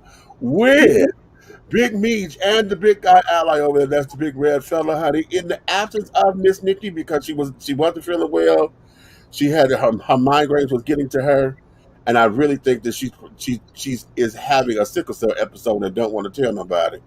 However, okay, in her absence, we have the wonderful the Dr. Evangelist Marla Fossey here. Okay, and also my boy, honey, my brother from another mother, honey, over there behind the blue wall, honey. Stan the man. Stan the man. Mason over there, coming at you live and in living color, baby. Okay, so I'm gonna tell you like this, honey. If you love us, tell all of your friends. All of them. Okay? But if you hate us, tell all of your blinky. Yeah. Okay. Or tell me and I'll send some of mine over. Okay. But you know this. Everything that we're doing over here, honey, any way, shape, style, form, or fashion will move forward. Okay.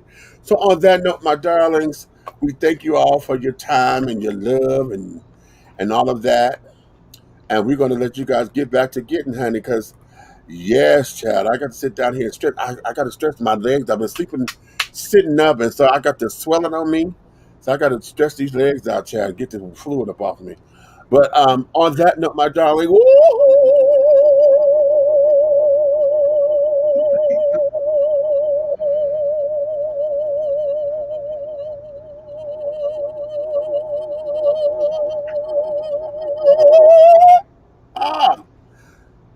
and scene. I love it.